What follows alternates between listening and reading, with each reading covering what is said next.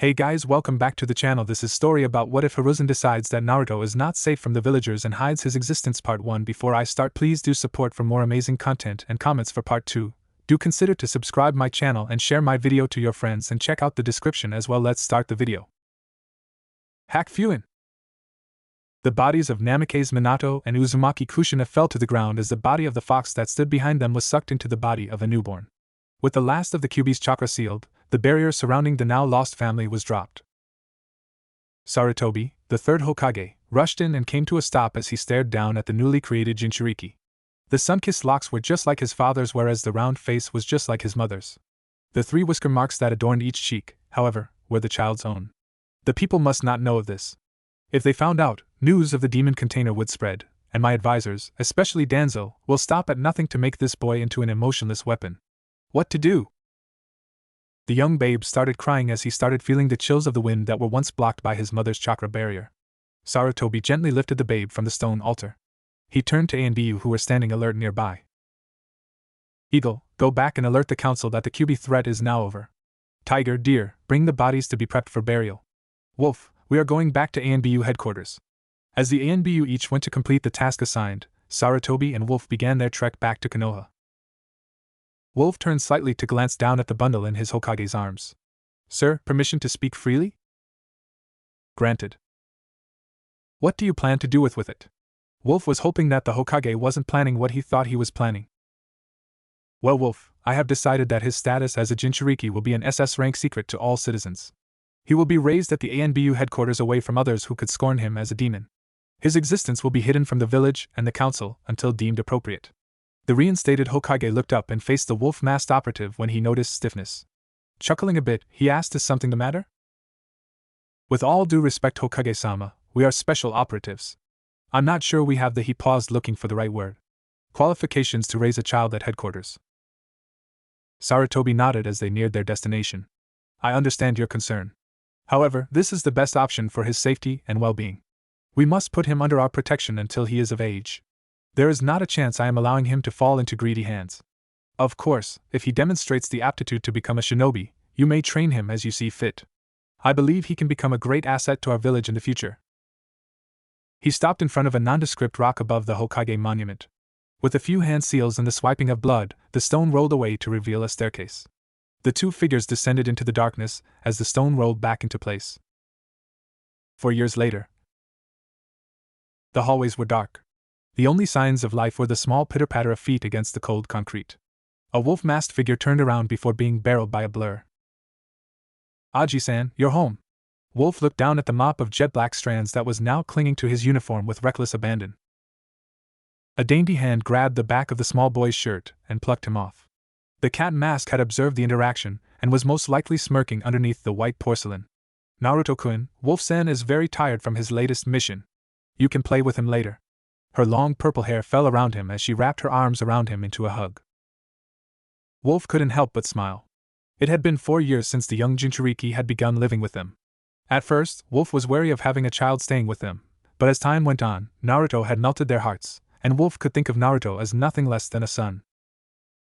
But Katane the child whined and gave her the best puppy eyes he could. Kat released his small body when she was sure he wasn't going to attack her team captain again. Kneeling down in front of him, she gave him the gentlest look through the mask. You can train with Wolf Taisha later. If you promise to behave, I'll take you to the library. His violet orbs grew to the size of saucers. Hook. And I'll let you eat ramen for dinner. The drool was dripping from the corner of his mouth as he imagined himself eating heaven from a bowl.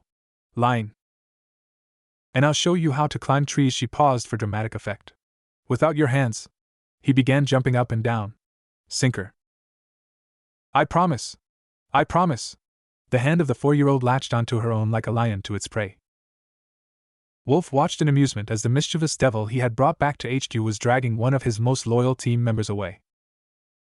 Get up. It wasn't a suggestion but an order.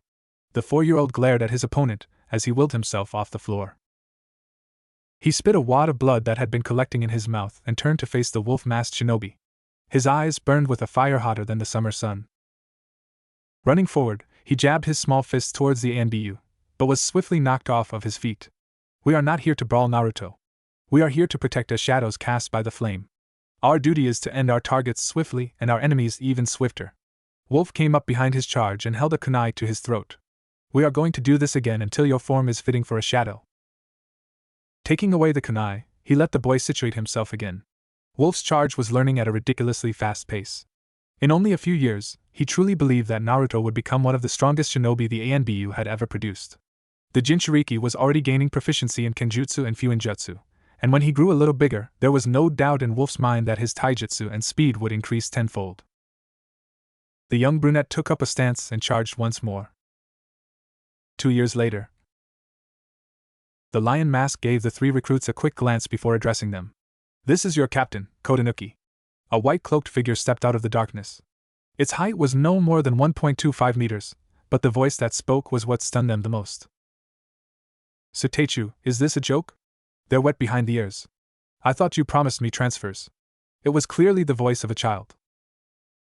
A chuckle left the lips of the usually stoic man. I leave them in your care. The ANBU commander disappeared from the room. Grumbling to himself, the weasel, snake, and gecko mask stared at him in confusion. Always leaving me with the newbies. One day he's going to realize I can't clean up all the messes myself. One day the other 3 masks sweat dropped at their new captain. Ano Taicho? Weasel wasn't sure what to think of the boy that stood before him. He thought he was young for joining the ANBU at 11, but this boy's size suggested he was the same age as Weasel's younger brother. The fox mask seemed to be observing each one of his new subordinates. Listen up. First things first, we need to build some trust. We are part of the Information and Espionage Division. Trickery is our trade, but I don't want everyone pointing kunai at each other's necks all the time. Second, even if I'm team leader, don't make me clean up after you. I hate cleaning. Finally, I want masks off when we are alone. I don't give a damn about Lion's rules. Taking the mask away from his face, it revealed the face of a young boy. The 3 whisker marks on each cheek complemented his violet slit eyes that pierced through their masks. They knew they had no choice but to obey. The masks slowly fell away from their faces. 1 year later, lounging in a tree, Kodanuki glared at the location of his next assignment. He knew he had to do this, yet the thought of he, an expert of infiltration, stooping down to this level to infiltrate this place sent chills down his spine. But he had a promise to fulfill, and he wasn't about to break the promise he had made to his family, to a member of his team, which was now but a memory. He leapt down, causing his blonde hair to become disheveled. His eyes reflected the blue of the ocean, and on his lips, he adorned the innocent smile unbefitting of a spy.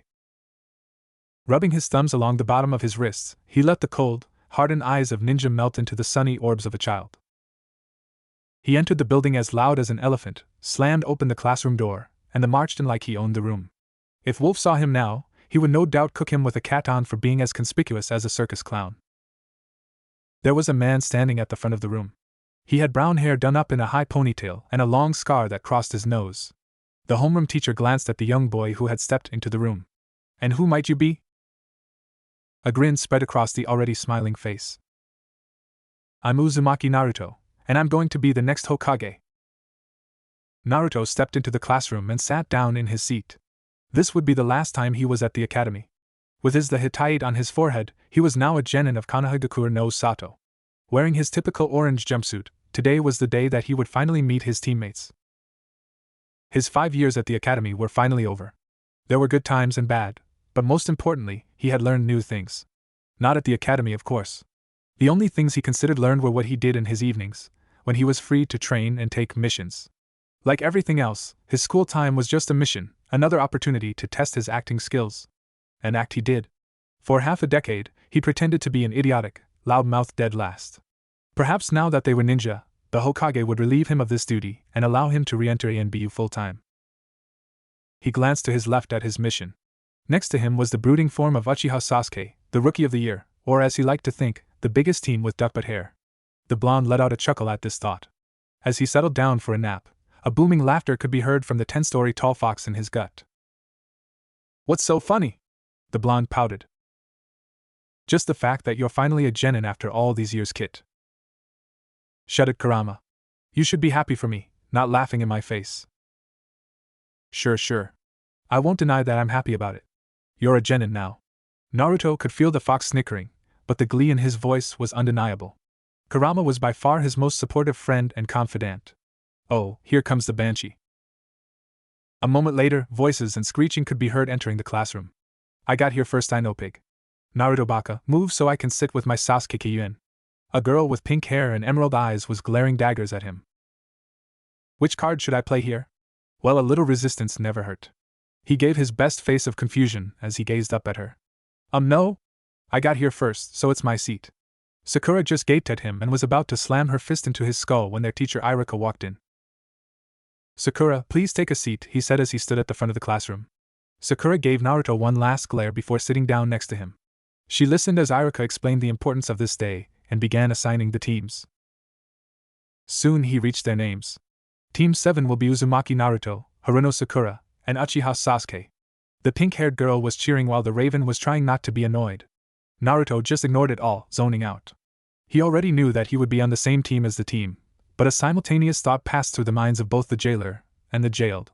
What did we do to deserve the Banshee? The next hour was spent watching as teams were collected by their Jounin senseis. However, Team 7's sensei had yet to arrive, and they were soon the only 3 students left. Where is our sensei? He should have been here by now. Naruto grimaced at Sakura's loud voice before standing up and walking to the front of the classroom.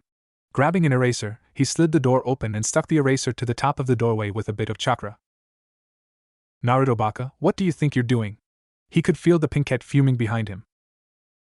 If our sensei doesn't know punctuality, then he deserves this. The blonde shrugged, sat back down, and began to nap. He was rewarded with a chuckle from Kurama.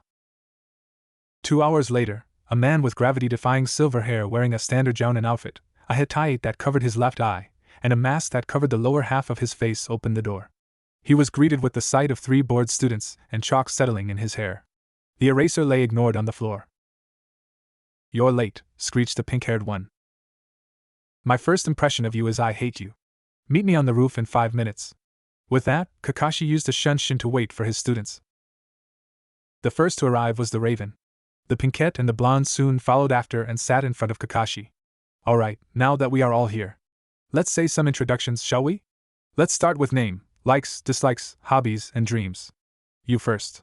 He lazily gestured towards the sorry excuse of a kunoichi. Sakura looked a bit flustered. Sensei, why don't you show us how it's done? Okay. Kakashi gave them a bored look. My name is Hitaki Kakashi. I have some likes and some dislikes. My hobbies are plenty, and my dreams are none of your concern. Okay, now Pinky, your turn. The 3 students' sweat dropped. In unison, they all thought, all we learned was his name. Well, my name is Haruno Sakura. I have likes like someone I like. A glance at Sasuke and a squeak gave a large hint. My hobbies and my dream is another glance and a squeal came from her lips.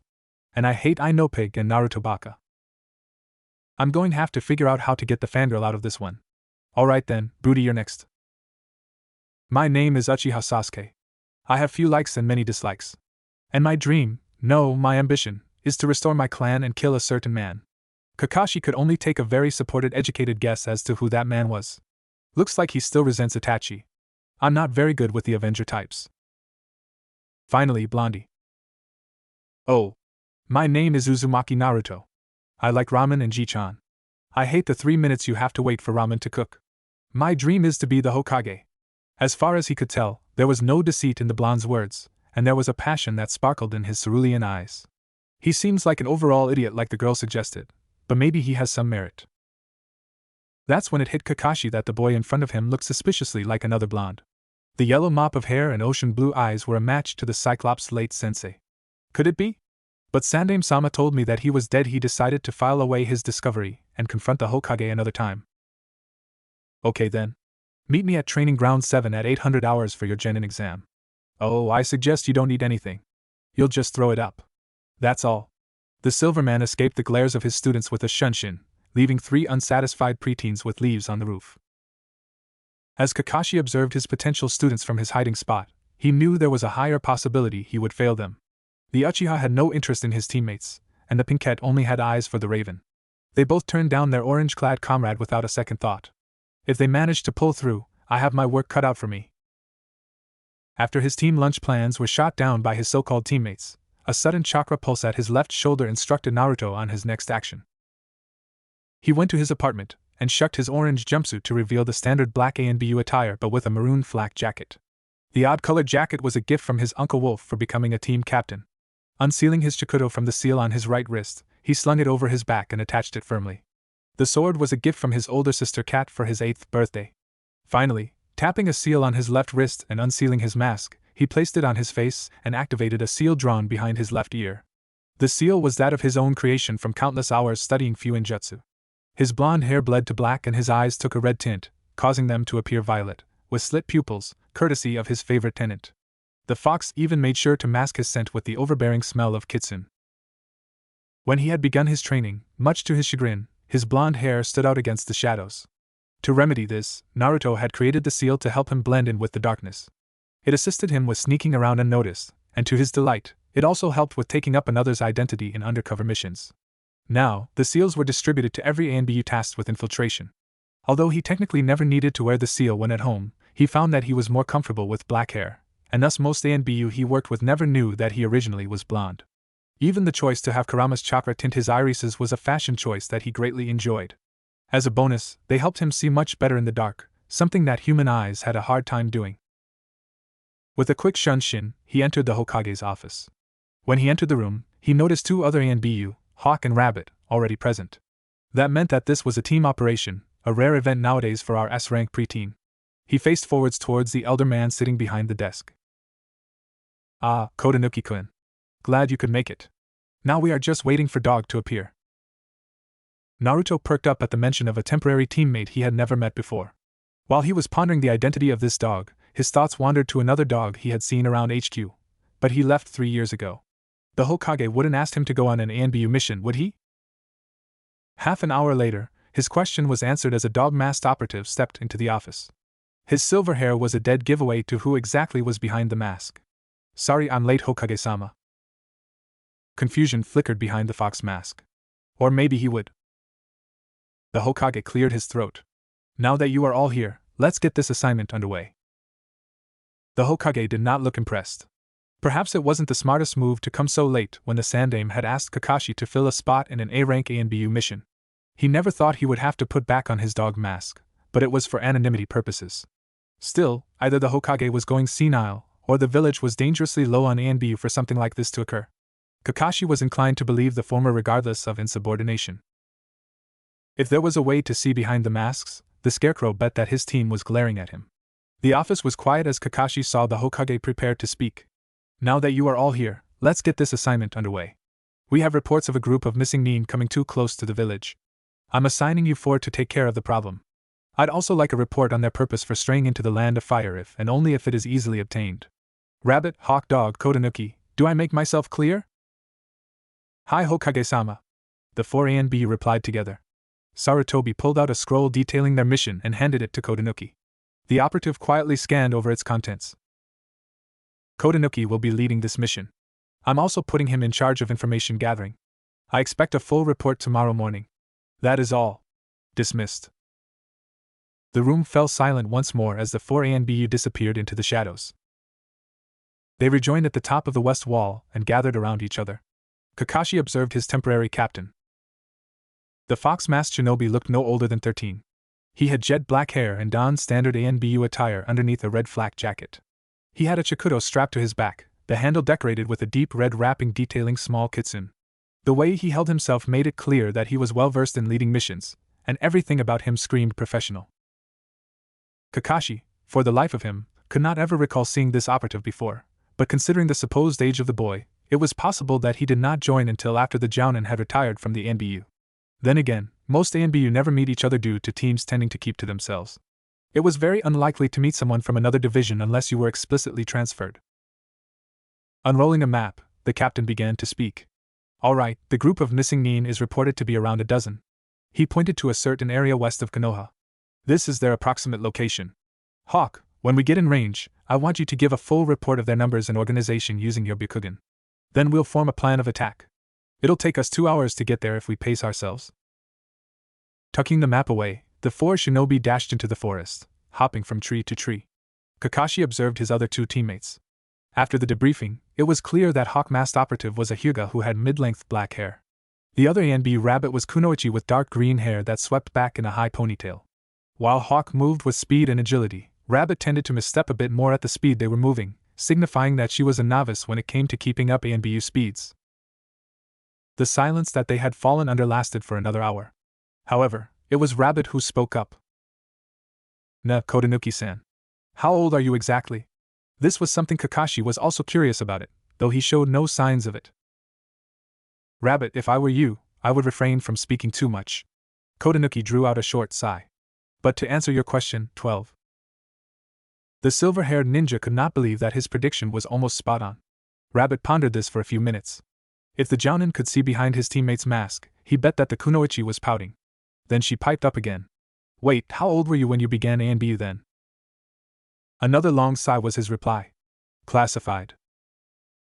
Kakashi knew that ANBU were sometimes brought in from orphanages if they showed promise, but he couldn't help but wonder what situation would require information on an ANBU's initiation date to be classified.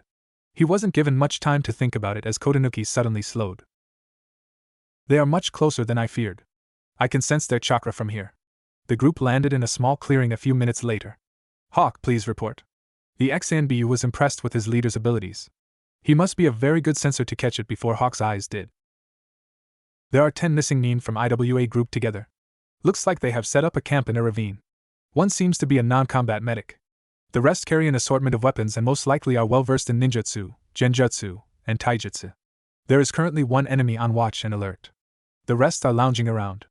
Kotonuki-san, there also seems to be some restrained young women down there. The young brunette hissed, those bastards. No doubt they kidnapped those girls. Rabbit, you're in charge of rescue and securing the medic for interrogation. Hawk, Dog will approach their camp from all sides. Dog, take the east. Hawk, take the west. Is that clear? All the members nodded. Good. When I jump in, commence the operation. Kotonuki stood up and signaled for them to get into position. Kakashi crawled forward against the rock wall of the ravine. The plan was so simple that, to Kakashi, it seemed like it was never going to work.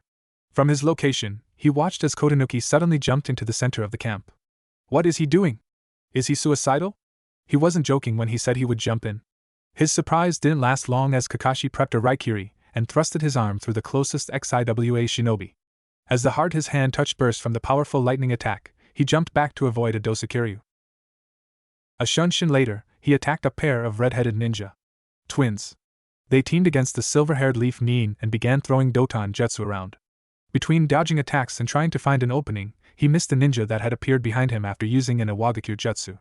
Suddenly, he felt a kunai pierce his back. Coughing up blood, he saw a red and black blur cut his attacker in half.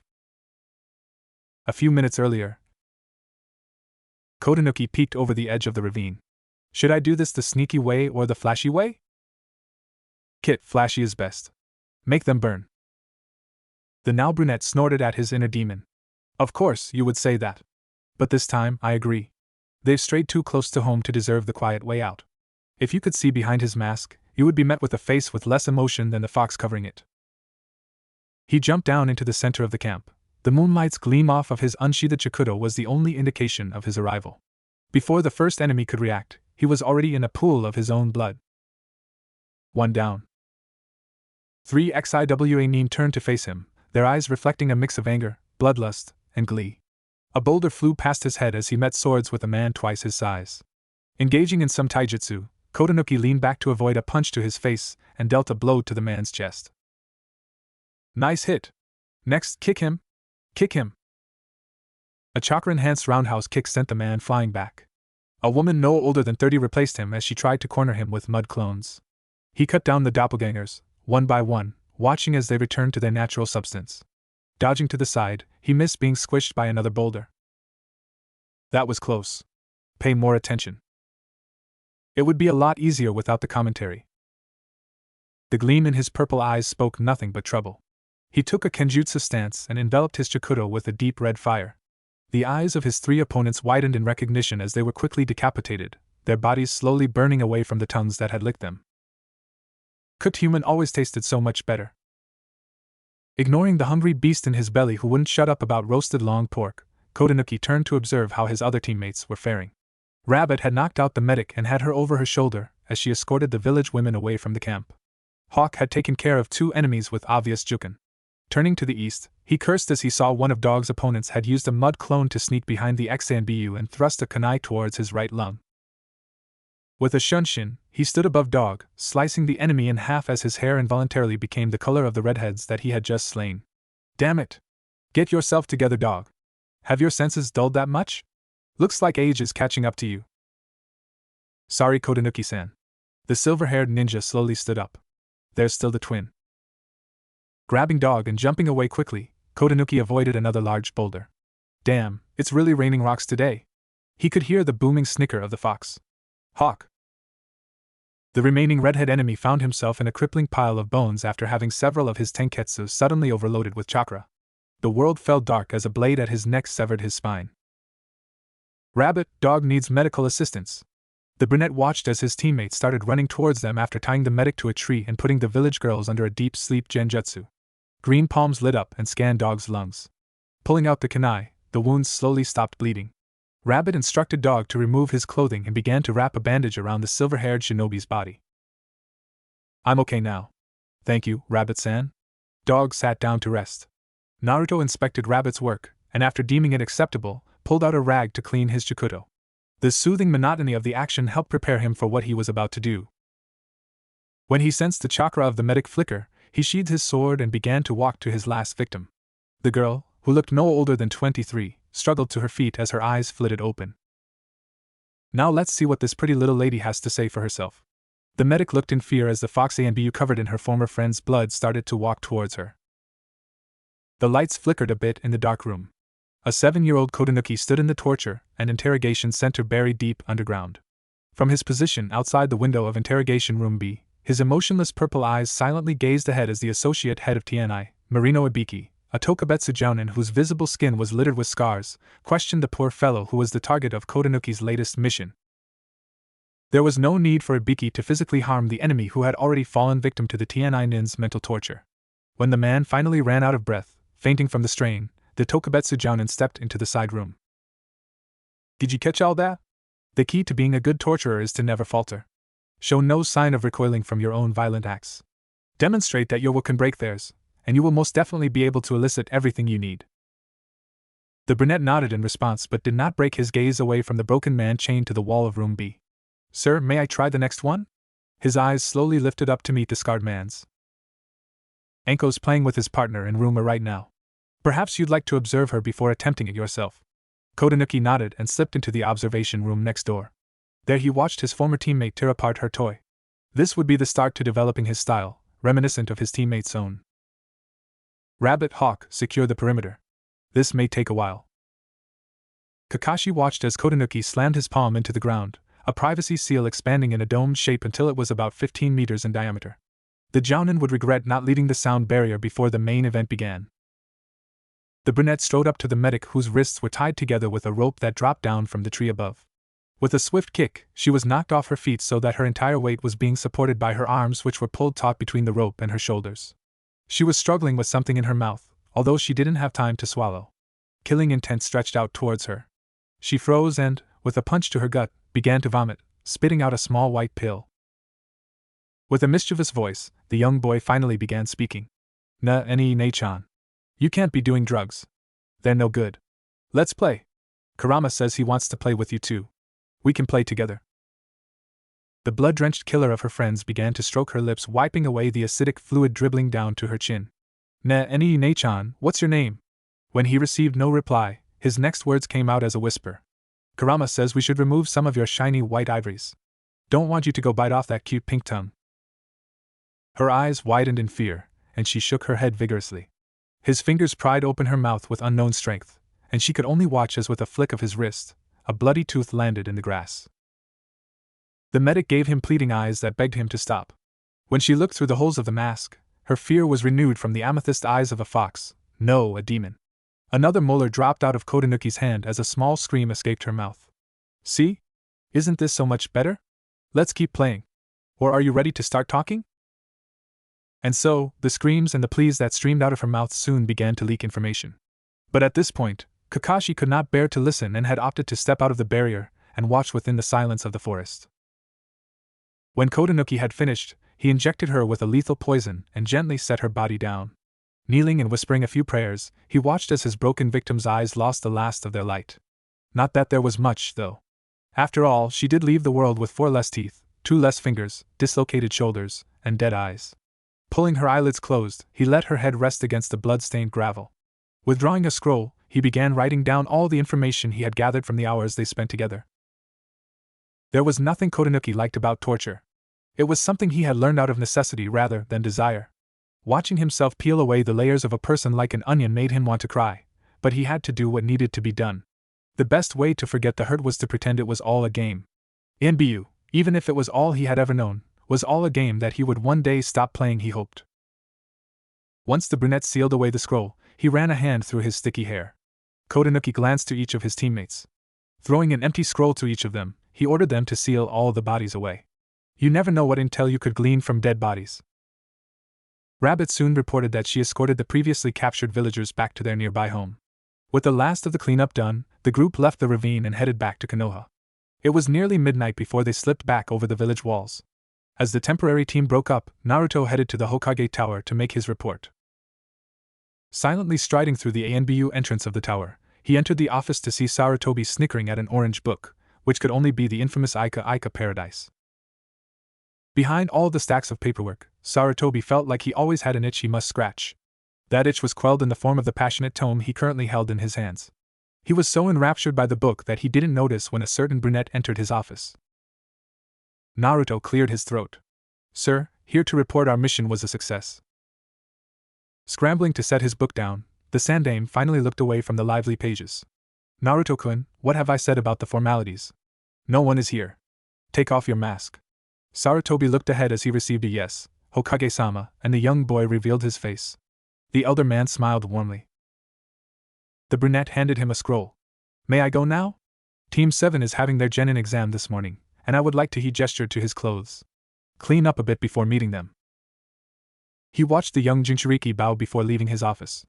With a sigh, Sarutobi thought back to the last day Naruto had called him by the affectionate nickname Jiji. Ji. The Hokage looked up from his paperwork to see a fuming 7-year-old Naruto.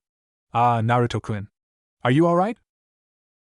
Naruto, leaking some killing intent, gave him his best glare, which was pretty good considering he was an A-rank ninja. "Don't you play dumb with me, Jiji. Why do I return to the village to find the Uchiha clan massacred? I know what they ordered Itachi to do last week. How could you let them? Itachi dedicated his life to protecting this place, and now you're letting them send him away." Sarutobi set down the document he was reading and folded his hands in front of him. "You must understand, Naruto. The Uchiha were planning a coup. I didn't want it to come to this, but it was decided this was for the best." A whisper escaped the blonde's lips. "Tell me you fought it." Naruto was shaking. "Tell me you fought against this damn decision, because if you don't, then I won't forgive you for this one, Jiji. This could have been settled in a civil manner. You didn't have to resort to mass murder." Words would not escape his mouth. After a moment, the Hokage spoke up with an apologetic tone. "Naruto-kun, Don't say you're sorry. Don't you damn say you're sorry." The elder man could only watch as one of his best ANBU left his office in a mess of emotions, not even waiting for a full reply. There was a reason he had sent the boy out on a month-long mission. Little did the boy know that he hadn't been planning on wholeheartedly apologizing. After that fateful day, Naruto's team had disbanded, with Anko and Hate entering the shinobi forces as Tokubetsu Jonin. The boy had thrust himself into his work, refusing to take any breaks. The lively brunette began to study harder, whether it be locking himself in the library to learn new seals or spending days on end in the TNI department learning and testing torture methods. Sarutobi had felt a bit bad about the whole ordeal, so he enrolled Naruto undercover into the academy. Then, at least, he could make friends his own age and spend some time without the pressure that came with being an ANBU captain. Although Naruto no longer took long-term assignments, he often completed local A or B rank missions. Note that the Hokage was most definitely not going to stop one of his best shinobi if said shinobi wanted to go on missions during his free time. It benefited the village after all. This left the boy barely any time to focus on his studies, not that he needed it, and he spent most days sleeping in class, earning him the title of dead last. "Perhaps I'm getting too old for this." He rubbed a hand over his face. "Naruto-kun, where did the bright boy we raised go? Was he complaining?" Sarutobi wasn't really sure. It was a normal sunny day in Konohagakure no Sato. The birds were chirping, the squirrels were running through the trees, and Sarutobi was swamped with paperwork. Suddenly the door slammed open, and in walked a headache. "Yo, Ji-chan! You got a mission for us?" Team 7 had successfully passed their genin test a few weeks ago. Currently, they had completed 15 D-rank missions. Perhaps they deserve a little more challenge. It had been a surprise to everyone when the one and only Hatake Kakashi had actually passed his team. Sarutobi hadn't seen the other jounin that shocked in a long while, and he even made some cash on the side. The silver-haired man had claimed that his team had understood the concept of teamwork. However, sharing food was very different than working missions, and watching the genin interact with each other was difficult to say the least. Naruto Baka, you can't call Hokage-sama that. The pinkette of the team punched him into the ground. The Uchiha entered, stepping around the crater where Naruto lay. SS Sakura-chan, that hurt, the boy replied, holding his head as a large welt appeared. The elder man sighed as he watched the two genin bicker with each other. Even if he wasn't pleased about the obvious disrespect, he couldn't help but smile a little. Although the name was just a part of the blonde's undercover act, Sarutobi was glad to hear Naruto calling him Ji-chan. Anything was better than the formal Hokage-sama. He turned to face their sensei, who was in no way trying to stop his students from destroying each other. Kakashi, how is your team faring? Said man glanced up from his little orange book. Well, Hokage-sama, I think they deserve a mission, if only to expend some of their pent-up energy. The Hokage chuckled. Well then I think I have a solution for that. He pulled out a mission scroll and handed it to the Cyclops. The team quieted down as they watched their sensei skim through the scroll. That there is a C-rank mission to deliver these supplies. He handed them another scroll. To one of the western outposts at our border with the land of rivers. Of course, it is low risk considering it is within our borders, and the worst you may encounter are bandits, so rest assured, I believe you'll be able to complete this successfully. Yada! Our first C-rank. Thanks a bunch, Ji-chan. Naruto gave a smile that was just a bit too large before his face met with the fist of his teammate again. The silver-haired man closed his book. We'll meet at the gate in an hour. You better pack for a week-long trip. He bowed to the Hokage. Excuse us. Sarutobi nodded, but then spoke up. Naruto-kun, I'd like to have a word with you before you go. Worry crossed the young boy's face as he nodded. As the doors were closing behind Sakura, he heard her speak. He's probably going to get scolded for calling Hokage-sama weird names. Right, Sasuke-kun? She said uncaringly as she fawned over Sasuke. The only reply she received was HN. An hour later, Shikamaru was walking towards the gate when he saw Team 7 gathered there. The only person they seemed to be waiting for was their sensei. Where is he? As Sakura was cursing the scarecrow for being late, Team 10 approached the gates to get their own C-rank mission started. Sasuke-kun, you have a mission too? A blonde blur slammed into Sasuke's stiff body. I know, pig. Get away from Sasuke-kun. The banshee began screaming at her friend who was adamant about clinging to the Uchiha's arm. Ino turned around and blew a raspberry in the "I got here first so he's mine" kind of manner. Naruto turned to greet the other two genin with a big smile and a wave.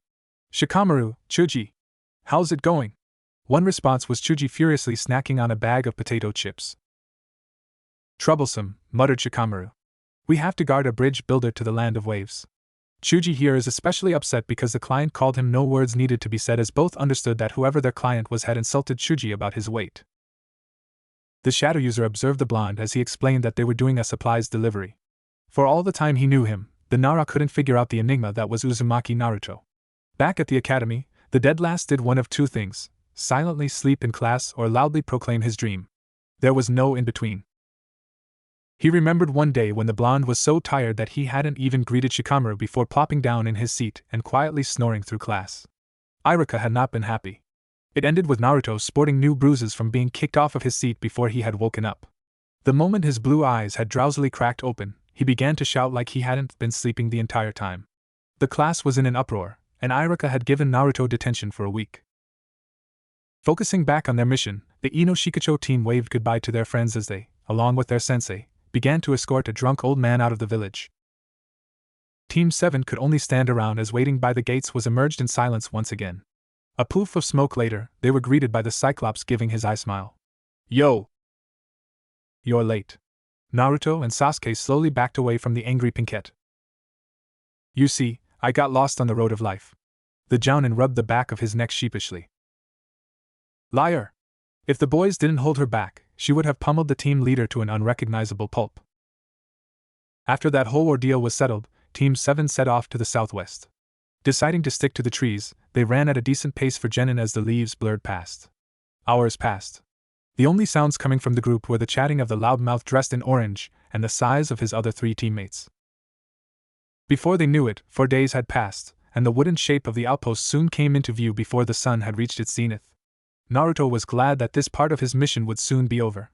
The incessant screaming of the banshee and the brooding of the Uchiha were starting to get on his nerves. Not that he could say much though, as he had to keep up his loudmouth dead last mask. Kakashi went to talk to whomever was in charge, and soon re-emerged from the base.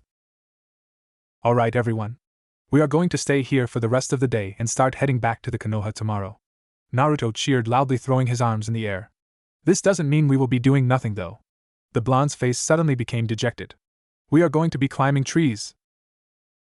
The confusion spread through all the genin. Sakura was the one to speak up. But sensei, they taught us how to climb trees at the academy. The silver-haired man shook his head. You will be climbing without using your hands. The shock was evident on all 3 of their faces.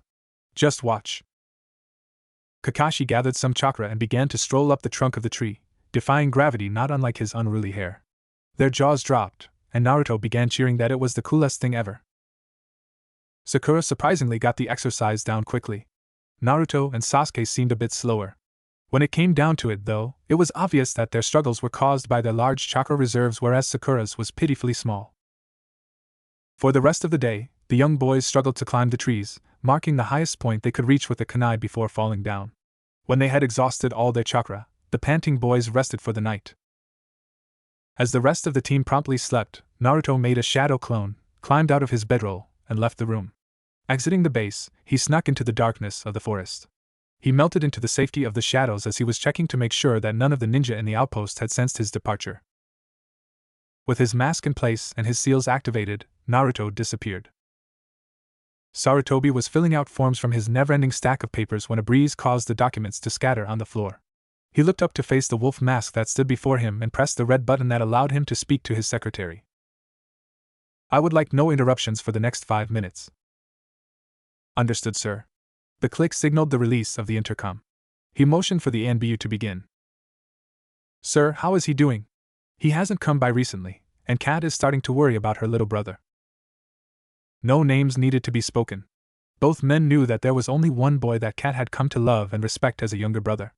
The purple-haired Kunoichi and her fiancé had basically adopted the rambunctious Jinchuriki as family, and taught him everything they knew of Kenjutsu. The Hokage picked up his pipe for a quick smoke before sighing deeply. I recently gave him an infiltration mission. This will give him a chance to do what he likes outside of the village. I'm sure you've already heard that his team passed their genin exam. A curt nod was his response. Sarutobi thought back to the mission assignment a few days ago. Naruto-kun, I'd like to have a word with you before you go. The blonde showed signs of anxiety and stress. However, after closing the door behind his teammates, it melted away. He stood at attention in front of the Hokage. How are you doing, Naruto? Sarutobi received a confused look. Hokage-sama, with all due respect, I would rather not waste time with pleasantries. The cerulean eyes were dull. None of their previously existing spark were present in those empty orbs. They reflected the loneliness of a seasoned killer. A grim smile wormed its way onto the elder man's face. Yes, of course. I'll get to the point then. Sarutobi could not understand why the young boy refused to relax just once. To tell the truth, I need you on a mission. Sir, you have just assigned my team a mission. Then realization dawned on his face. This mission is a cover for another. It came out as a statement rather than a question.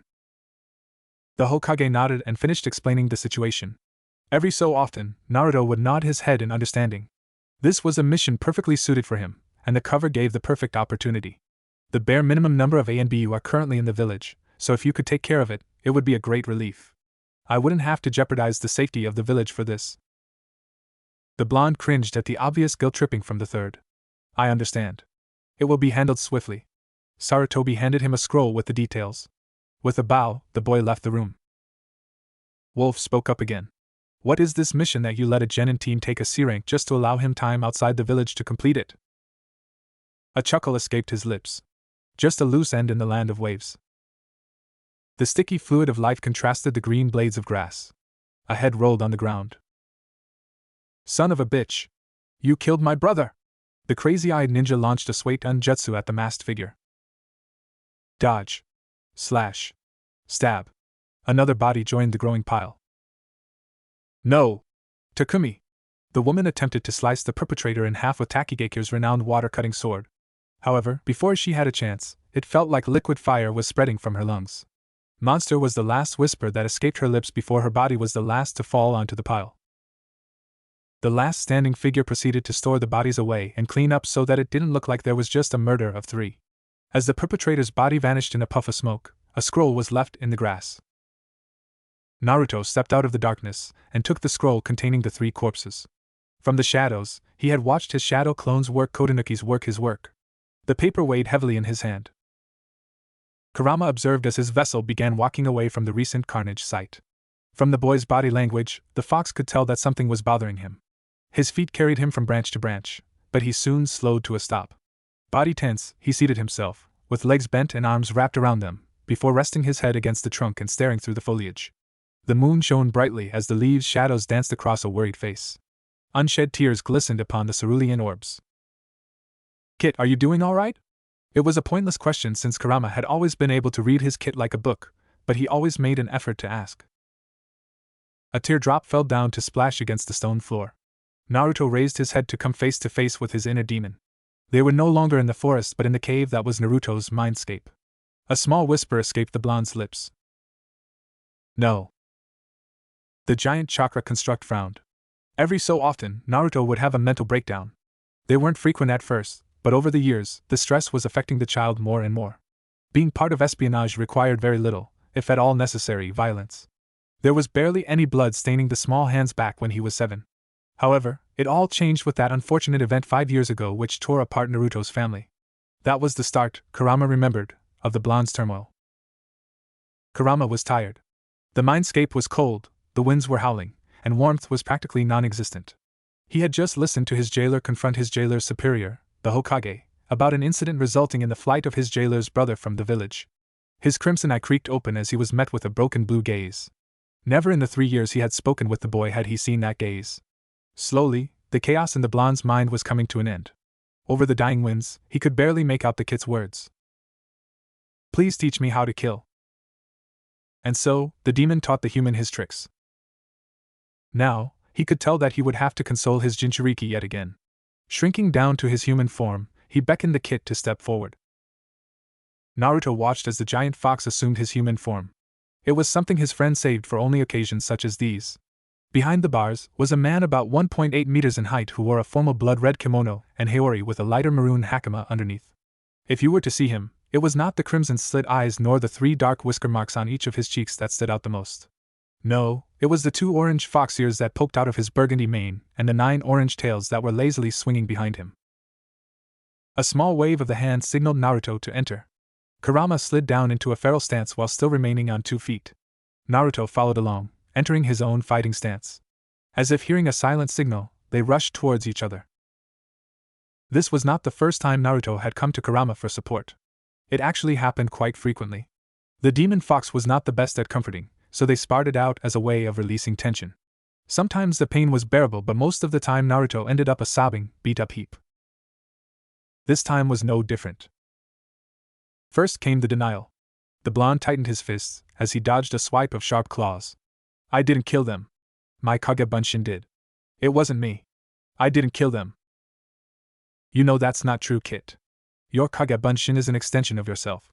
If you don't want to accept this, then stop doing these kinds of missions." A kick knocked down Naruto. Then came the anger. He rolled to dodge an axe kick. "Damn it, Kurama! You know I can't do that. Whose side are you on anyways? And why did I have to go and kill them?" "The side that's best for you. Obviously, you aren't meant for assassinations. You were always more of the sneak your way in and out kind of ninja." Kurama evaded a punch towards his sternum.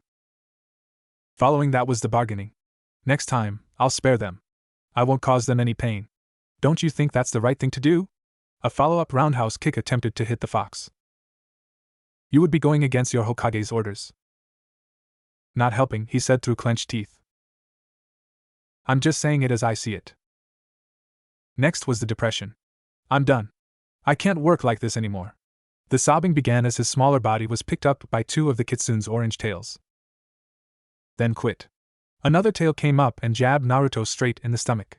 Between the coughing and crying, he fell to the ground. Finally, the acceptance came. You know I can't do that. It's okay. He breathed slowly. I killed them. But I made a vow to sacrifice myself for the village. I'm not going to back down now. The truth was that the 5-year-old vow had long been fulfilled. Naruto had sworn to kill as many as they had forced his brother Itachi to kill that fateful night. It was the only way he could accept the fact that he hadn't been able to save him that day, the day that his family was split apart. Now, though, he was in far too deep. He was one of the best field operatives for this kind of work. The Hokage's first choice was always Naruto for local missions. The blonde had neither the need nor the gall to refuse the Hokage when he himself knew that his skills were necessary. He was shocked out of his thoughts when Kurama offered him a hand up. When did I become a therapist to my cute Jinchuriki? Looking up at the kitsune, Naruto's laughter brightened up the mindscape like the soothing ring of bells. Did I say that out loud? Kurama, you're blushing. A smile had crept up on the blonde's face. He remembered the night he found out about his tenant. A small boy was led to the locked front door of a nondescript house in the dead of night. Gigi, what are we doing here? The cerulean gaze of the boy looked up to the shape of an elderly man. Naruto-kun, this is your parents' house. I believe you wanted to learn more about them, right? A large smile and a vigorous nod were his response. Here's what you must do. The man took out a kunai and nicked the boy's thumb. Oh. What was that for Gigi? The 3-year-old glared at his surrogate grandfather. Blood started leaking heavily from the cut. Making a motion across the door, Sarutobi showed him what to do. You need to swipe the blood over the door like so. After Naruto followed his example, a yellow light illuminated the door and disappeared. The cerulean eyes grew wide. Wow! That was so cool! Can you show me how to do stuff like that? The old man just chuckled and led Naruto through the door, down a hallway, and into a room. This was their library. It holds all of their work on Fuinjutsu, the study of sealing. Naruto's face scrunched up in confusion the way only a young child could express it. But there's nothing here, Gigi. He thought for a moment. Wait. Is this like the thing with the door? Another chuckle and nod came from Sarutobi. The elder man pointed at the far back wall. Naruto opted to bite his thumb and spread blood on the plaster before it also glowed yellow and vanished. At this point, Naruto's eyes were sparkling in amazement as he saw the bookcases that lined the walls filled with books and scrolls. The blonde ran to the nearest shelf and began flipping through notebooks, not caring that he had started ignoring the man who brought him there. He stumbled upon a book still sitting open on the desk in the center of the library. Methods of Sealing Kyubi? He kept reading. Hack Fuin? Then he saw the picture depicting the seal, and his eyes widened. It was the same thing that appeared on his stomach whenever he tried to do cool ninja stuff like his family did. Kyubi? What's that? His 3-year-old mind could not comprehend everything he had read and began jumping to conclusions. Strange pictures matching a mark on his stomach could only mean one thing to the young mind. Am I Kyubi? Booming laughter invaded his thoughts. Round Blue's eyes opened to see a gigantic gate in the middle of a cave reminiscent of ANBU HQ. The only thing keeping the gate closed was a small piece of paper with the word seal written on it. The laughter could be heard coming from beyond the darkness, and slowly the darkness reflected a large red slit eye. A grin spread across the giant's face. So, I'm graced with the presence of my jailer. What an honor! It spat out the word like it had burned its tongue. The boy quickly got over any fear he may have had. Fox. You're so big and fluffy. A comedic sweat drop from the fox marked the start of a beautiful friendship. Suddenly, Naruto decided perhaps he wouldn't head towards his next destination just quite yet. The blonde settled against the wall next to the fluff ball he called his friend and promptly fell asleep. Outside of his mindscape, his clone was grumbling about unfair bosses.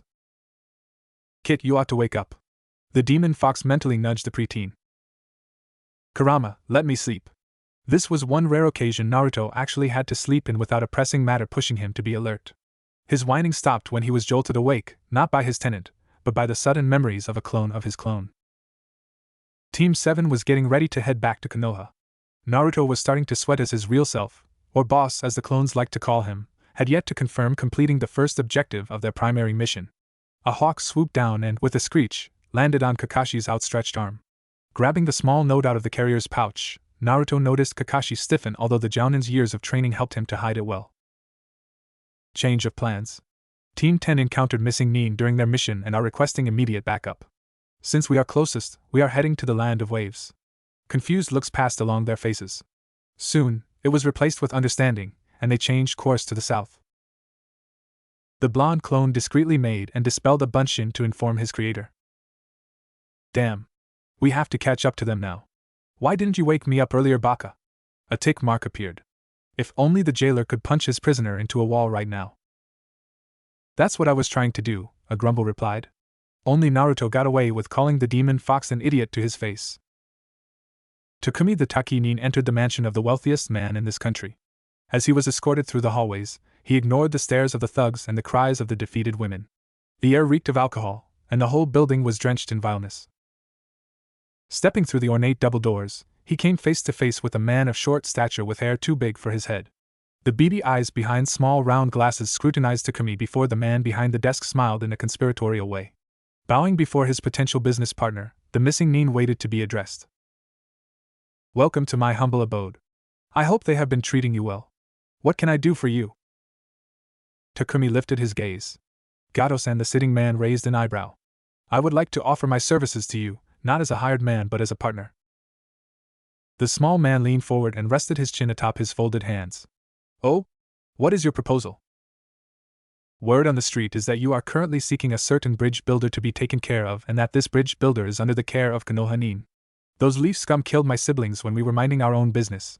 His hand tightened to a fist. I want revenge. He exclaimed the word in as much bloodlust as possible. The Taki Nin allowed it to sink in. I am offering my skills as a shinobi. I will deal with any loose ends you may have without pay as long as you provide the opportunity for my vengeance. He relaxed a bit and judged Gato's reaction. The businessman in Gato could not pass up such a great opportunity, but something seemed off. It wasn't every day an A-rank missing nin offered his services for free. What's the catch? It's simple, really. I want your word that you won't consider me a loose end afterwards. I get my revenge. Your problems are taken care of. We both forget it happened and do not pursue to stab each other in the back. Gato mulled over this for a moment. Everyone knew that a businessman honors his word, but Gato wasn't just a businessman. You've got yourself a deal. Shikamaru knew something was up the moment he set eyes on the drunk old man. However, he didn't think much of it until they arrived at the bridge builder's home after being attacked by not one, not two, but three missing nin. How Ino had convinced Asuma to continue the mission was beyond him. Who cared that Konoha's name and their mission records may be tarnished if they rejected the mission? Apparently, Ino and Asuma did. Now, the shadow user was sitting around, trying his best not to look overly bored, as they finished their dinner. It had been a few days since their encounter with Zabuza. And that's when a knock on the door interrupted Tazuna from his story. Tsunami? Got it, father. The brunette woman stepped back into the room with four other people, a jounin, a pinkette, a raven, and a blonde. Sasuke-kun, you came to help us? Ino pounced on him like a cat on a mouse.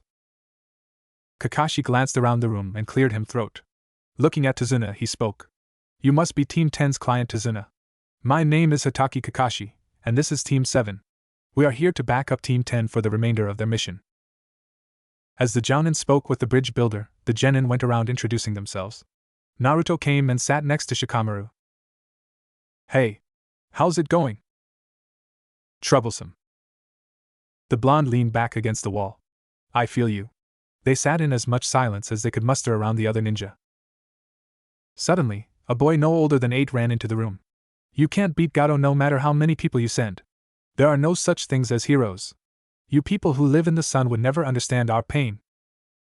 Naruto's eyes opened to slits. Before anyone had a chance to say anything, he had his hand gripping Inari's collar as the young boy flailed uselessly above the ground. The killing intent permeated the air, causing everyone to freeze. They watched as the silent tears slipped down Inari's cheeks. I don't know who you are, but you are wrong. It seems you aren't aware of what a shinobi is. Shinobi endure. We kill, and we are killed. We watch our enemies get killed by our friends and our friends get killed by our enemies. Every day is enduring that pain and loneliness that makes our hearts want to break. His voice came out a deep growl. Get over yourself. This world is no place for crybabies who are waiting to die. The genin carelessly dropped the boy onto the ground. He turned around, ignoring the gaping of the other genin, the strange stares of the jounin, and the astonishment in the client's eyes. Shikamaru tilted his head slightly as he watched Naruto quickly leave the room. What a drag. He followed the orange-clad ninja outside and onto the roof. They lay down against the cold tiles. He had never seen Naruto ever angry before. What intrigued Shikamaru was that his friend made it sound like he had already endured those things before. How was that possible when they had just been made genin a month ago? Putting his arms behind his head, Naruto looked up to the clear sky. The stars twinkled like diamonds. The shadow user gave a passing glance at the blonde before looking back towards the night sky. He would have asked how his friend was doing if he wasn't a classic lazy Nara. For all the time he knew him, the Nara couldn't figure out the enigma that was Uzumaki Naruto. But today, he felt like he had seen a part of the in-between, a new side to the blonde. He muttered, troublesome. The next morning, Team 7 decided to guard Tazuna to give the others a break. When they arrived at the bridge, all of the workers were sprawled on the ground. A thin mist blanketed the area, and a voice began to speak. So, they had to get back up, huh? Well, this will be fun. 10 identical swordsmen carrying identical giant cleavers surrounded the group of 5. Kakashi gave Sasuke a nod, and the raven proceeded to destroy all of the water clones. Copycat Kakashi? I didn't take you for a coward, hiding behind your genin. 2 figures became visible, a tall man with bandages wrapped around the lower half of his face and neck and a short child with a hunter nin mask. Momochi Zabuza. Asuma had warned Kakashi that the Kiri missing nin might try and attack again soon and that he had an accomplice. He would have never guessed that they would attack on the first day Team 7 had to guard the bridge. Kakashi pulled up the left side of his hitai to reveal the blood-red wheel of the Sharingan. When Kakashi lifted his hitai, the last thing Sasuke thought he would see was the 3 Tomoe eye of his clan. How did Kakashi get that? Only esteemed members of the Uchiha clan can gain that power. Wow, aren't I lucky? Showing off your Sharingan so soon? Zabuza snickered. Haku, you can play with the kid. I'll take care of the copycat. The fake hunter nin stepped forward and, with the blink of an eye, was gone. A kunai barely missed Sasuke's neck when the enemy appeared in his peripheral vision. Haku spoke up. I wish not to kill you. Please stand down. Sasuke sneered, in your dreams? I've been waiting in anticipation to meet an opponent like you. They clashed once again, but this time kunai was on kunai. That's too bad. You have already fallen into my trap. From now on, you can only wish to run. His masked opponent began making a one-handed seal. Then thousands of ice senbon rained down. Takumi the Taki nin walked through the poor streets of the village. The Henji ensured that he would not be recognized by any of the citizens. He noticed the dilapidated state of the buildings, and the overall defeat hanging in the air. Clenching his fists, he wished he could do something to help them. A slight tug on his sleeve caused him to pull out a kunai. Holding it to the neck of the perpetrator, his eyes widened. The chocolate orbs of a young boy stared back at him. Tears began to spill from the child. Takumi sheathed the kunai and patted the boy on the shoulder. The boy flinched but did not attempt to run away. He wasn't sure if it was due to fear or something else. Sorry about that. How can I help you? The boy glanced around before meeting eyes with Takumi. The hesitation in his eyes were clear as day. However, there was another emotion, hope. Do you have any food? Pity struck the Taki nin's heart. These people were starving. They were suffering. They needed to be helped. He smiled and unsealed a few apples from his pack. They landed carefully into the boy's hands. Surprise filled the boy's face before he flashed a rewarding grin. Thank you, mister. He ran off to a nearby alleyway where Takumi noticed other children were waiting. The boys split the apples, sharing them with the younger ones. A grim smile made its way on Takumi's face. In different circumstances, could he have been like these children? Would he have been wishing for food and for a home? Would he have been wishing for his pain to end? Would he have been barely clinging to life? Takumi would help these people. That was one of his jobs after all. Naruto was fidgeting. Kakashi had told Sakura and him to stay and protect Tazuna since he was the client, but his instincts told him that the chakra control and Kekkai Genkai that the fake hunter nin possessed were too dangerous. He wanted to go help Sasuke and ensure he was safe. There was another concern, however. This body wasn't meant for battle. Boss had created him as a temporary for traveling back to Konoha. Who knew the Hokage would sneakily send him the same way Boss was going? Either choice that he made, he was going to fail someone's expectations. A high chakra spike chose for him. He darted away from Sakura as he crashed into the dome of ice mirrors which had been formed. Haku was making a pin cushion out of Sasuke. The mist became thicker thanks to Zabuza, and the masked child was preparing his final attack. Jumping on top of Sasuke, whose joints had locked up from the senbon piercing him, Naruto felt dozens of needles impale his body. This is bad. I'm going to disappear. Kurama, please. His consciousness wavered before completely dissipating. Sasuke couldn't believe it. The Dobe had interrupted his fight. That Haku gave him a run for his money, but thanks to the enemy, Sasuke had finally unlocked what was rightfully his, the Sharingan.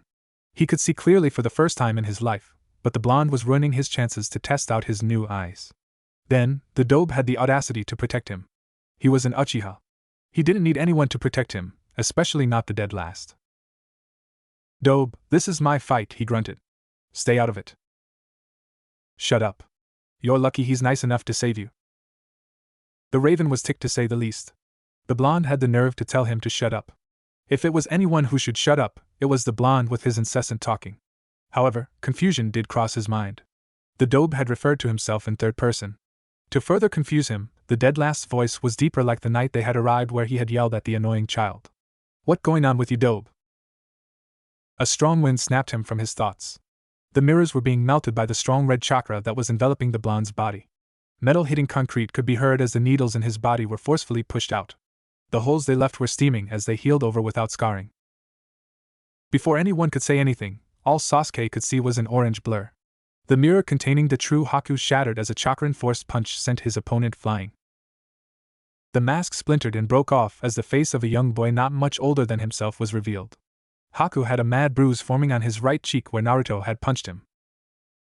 The aura surrounding the blonde only grew stronger as he walked up to the other, who was still struggling to stand. Sasuke could only watch as the Dobe lifted Haku up with one hand, squeezing his neck tightly until the boy's face was as purple as his bruise. They began speaking, but Sasuke was too far away to hear their words. Haku never had a day where he wasn't thankful that Zabuza had found him. He had lost his purpose in life, living off the scraps he could find, even pitiful enough to fight animals for food. But when his eyes met Zabuza's, he vowed to always be at his side, fighting for him and protecting him. However, this was not how he imagined being defeated. It was not to a strong hunter Nin or to the dictator Mizukichi, but to a mere child whose eyes reflected the malice of men. Such a pure soul. I sense no ill will within you. Tell me, child. Why do you fight? Kill me. I am but a broken tool cast aside. I can no longer be of use to Zabuza-san. I can no longer protect my precious people. He felt like the boy who held him was staring deep into his soul with those blood-red eyes of a demon. There was no reason for him to live any longer. If he could not defeat one or two measly boys younger than himself, he no longer deserved to serve at his master's side. If that is what you wish, I will grant it. If you were standing mere inches away, you would have heard the thank you that escaped Haku's lips. A claw hand squeezed until a snap was heard. The hanging corpse was carelessly dropped to the ground. Kurama enjoyed entering the minds of his victims. Many displayed harsh fear or quivering madness. However, when he latched onto the chakra of his latest victim, he couldn't help but notice that there was a sense of devotion so strong that it outshined all other emotions. He could tell that this one didn't want to hurt a fly. This one's soul was as white as snow. He wanted to toy with it like the demon he was, yet there was something that stopped him. This one reminded him of a kind soul he had once known, a soul which had been tainted by the greed and irrationality of humankind. When he released the neck of the body, he could only feel that this wasn't the way. He would be lying if he said he wasn't trying to find a way to bring the kind soul back. Unfortunately, death seemed not to be the way. Kurama took a moment to observe how what remained of the pure soul's life sat in a heap on the concrete. He never liked to feast in his prey. His father had taught him that it was bad manners, yet he always entertained the thought of eating humans. Sometimes, a mischievous kitsune had to have fun. Not that he was used to munching on them anyways. The chakra construct had no need for such mortal necessities. But that didn't mean that he had respect for his prey. They were, after all, inferior to him in all ways. The only one he respected was the kit, his kit. What could Kit be doing right now? Takumi the Takinin entered the mansion of the wealthiest man in this country. As he walked down the hallway solo, he ignored the glares of the thugs and the screams of the dying women. The air reeked of tobacco, and the whole building was drenched in a foreboding sweat. The man who ran the place was not currently present. Takumi only had a few minutes until an appointment with said man where all ends of the deal would be complete. No one dared to stand in his way as he entered his partner's office. If they did, they were dead. He shuffled through all of the bank statements, tax revisions, and more. Sealing away what was valuable, he scanned through the entire room to make sure there were no other hidden safes. With the last of the information safely tucked in a scroll, he exited the room as smoothly as he had entered. No one alive would have guessed what he had just done. Smiling internally, Takumi the Takinin stepped outside the mansion of the wealthiest man in this country for the last time. As he walked away, the silent hallways were no longer filled with stares and glares. Only the glassy orbs of dead corpses were what looked into the darkness. The mouths of silent women had no need to cry and scream any longer. The air reeked of nothing more than sweet death, and the whole building was drenched in the blood of those who had already lost their lives years ago. Now Takumi had only one last thing before his mission was complete. He strolled down to the docks where an impatient Gato was tapping his foot. Kakashi had felt it. The unmistakable chakra of the nine-tailed fox. Why would it show up here of all places? He could not understand who it could have come from. It was not from Zabuza or his apprentice, since Zabuza was as surprised as he was to feel the malicious chakra. It was not from Tazuna or the workers, since they were obviously foreign non-combat civilians who didn't even understand chakra. It was not from Sakura or Sasuke, since he knew their backgrounds would never allow for them having the Kyuubi sealed within them. That left the only plausible person, Naruto.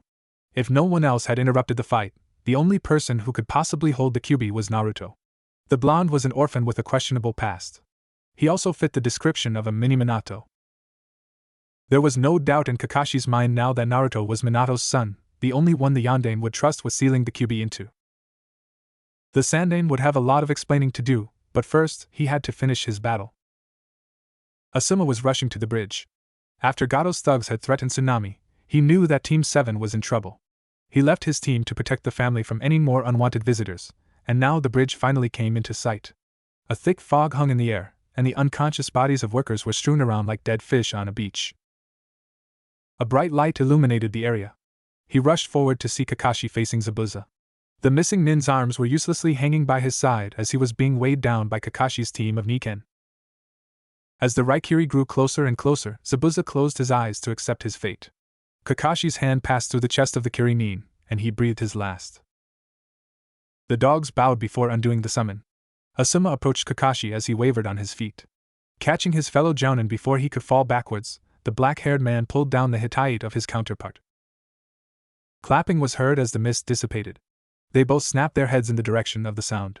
Standing at the edge of the bridge was none other than Gato. Well, what do we have here? Seems the demon isn't so tough after all. Gato's grin was nothing but pleased at the results. He stared down at the cooling body of Zabuza. I never planned to pay him anyways. At least that's one less problem for you. He turned to the man next to him. Here's my end of the deal. If you would please? Both Konoha jounin recognized the partner immediately. The man standing next to him was a well-known A-rank missing nin from Takigakure, Mizu Takumi. The waterfall missing nin grinned maniacally. With pleasure. He drew his sword without a sound before it passed straight through the short man's torso, barely missing his liver. Now you have read the terms and conditions. I want you to sign here. The man pulled out a document and a pen. You betrayed me. He clenched his drenched suit as blood splattered on the gray stones below him. Like you weren't going to do the same. He twisted the blade a few centimeters. Now sign. If you do, I'll let you go. The stout man feared for his life, and so he shakily gripped the pen and scribbled his name on the paper. Takumi brought the page up to eye level and gave an approving look to the signature. Gato stumbled forward as the sword was withdrawn. You shouldn't have been so trusting to ninja. We never keep our word. Give my regards to the devil, you backstabbing bastard. With a swift swing of his sword, Gato's head rolled to the floor like a die. After swiping his sword across the corpse's clothes to rid of the crimson liquid as best he could, Takumi pulled out a cloth and began to wipe the blade clean of any last residue. Asuma took a moment to comprehend what had just occurred. The man turned towards the two jounin and spoke. I will not attack you. My business is done. I am but a shadow cast by the flame. Sasuke was seething. First the Dobe managed to kill the fake hunter nin with one punch when Sasuke could barely scratch him. Then Kakashi killed the other enemy before he had a chance at redemption. Even the tyrant Gato was dead. There was only target left for him to redeem his honor as an Uchiha. He needed proof that he had power. The Raven charged towards the missing nin with a kunai in hand. Kakashi called out for him to stop, but who was his sensei to leave an enemy standing? Even with his Sharingan activated, he couldn't keep up with the man's speed when he disappeared from sight. A tap at the base of his neck informed him of where the enemy had disappeared to before darkness overcame him. The unconscious form of the Uchiha instructed Asuma to pull out his chakra blades. Even if the man claimed he would not attack, they could never be too sure. Sheesh dog. You'd think you'd have your pups under control. Looks like age is catching up to you. Asuma watched as Kakashi's eyes grew even wider. Turning back to the Takinin, who went back to cleaning his sword, he watched as with a poof of smoke, a masked child replaced him. Kotonuki-san. Questions were running through Asuma's head at breakneck speed, but he was slowly able to piece some of it together. This man, boy, was a Leaf ANBU. That much was obvious from the code he had used earlier. Somehow Kakashi knew who this boy was. Somehow the boy had a mission to eliminate Gato. Somehow Gato was now dead. Well, it was nice seeing you, dog, but I must be going. Glancing around, Asuma noticed that all of the corpses had been sealed away. When did he? Turning back, the young ANBU had disappeared. Asuma pulled out a smoke. Who was that, Kakashi? An ANBU I teamed up with recently when Hokage-sama needed one more for an A-rank mission. Recalling the chilling events from a few weeks ago, you could plainly see how unsettled Kakashi seemed to be. That boy scares me. He managed to interrogate an enemy Nin in the field and break her in less than an hour. The cigarette almost fell to the ground. But that's almost better than Ibiki. I know. That's why he scares me. And that's not all. His kenjutsu is one of the best I've ever seen, and he's a very, very good censor. He paused to give Asuma some time to soak in the new information. And he's only 12. That time, the cigarette did fall out. When the Hokage had first given Naruto this mission, he was not very happy. It required so much bloodshed, too much bloodshed, for the boy to want to do it. However, the look of shock on Gato's face definitely made this assignment worthwhile. Besides, he got to do what he loved most, sneaking into people's lives without them having the slightest clue. He had played Gato like a violin, and now the tyrant was dead.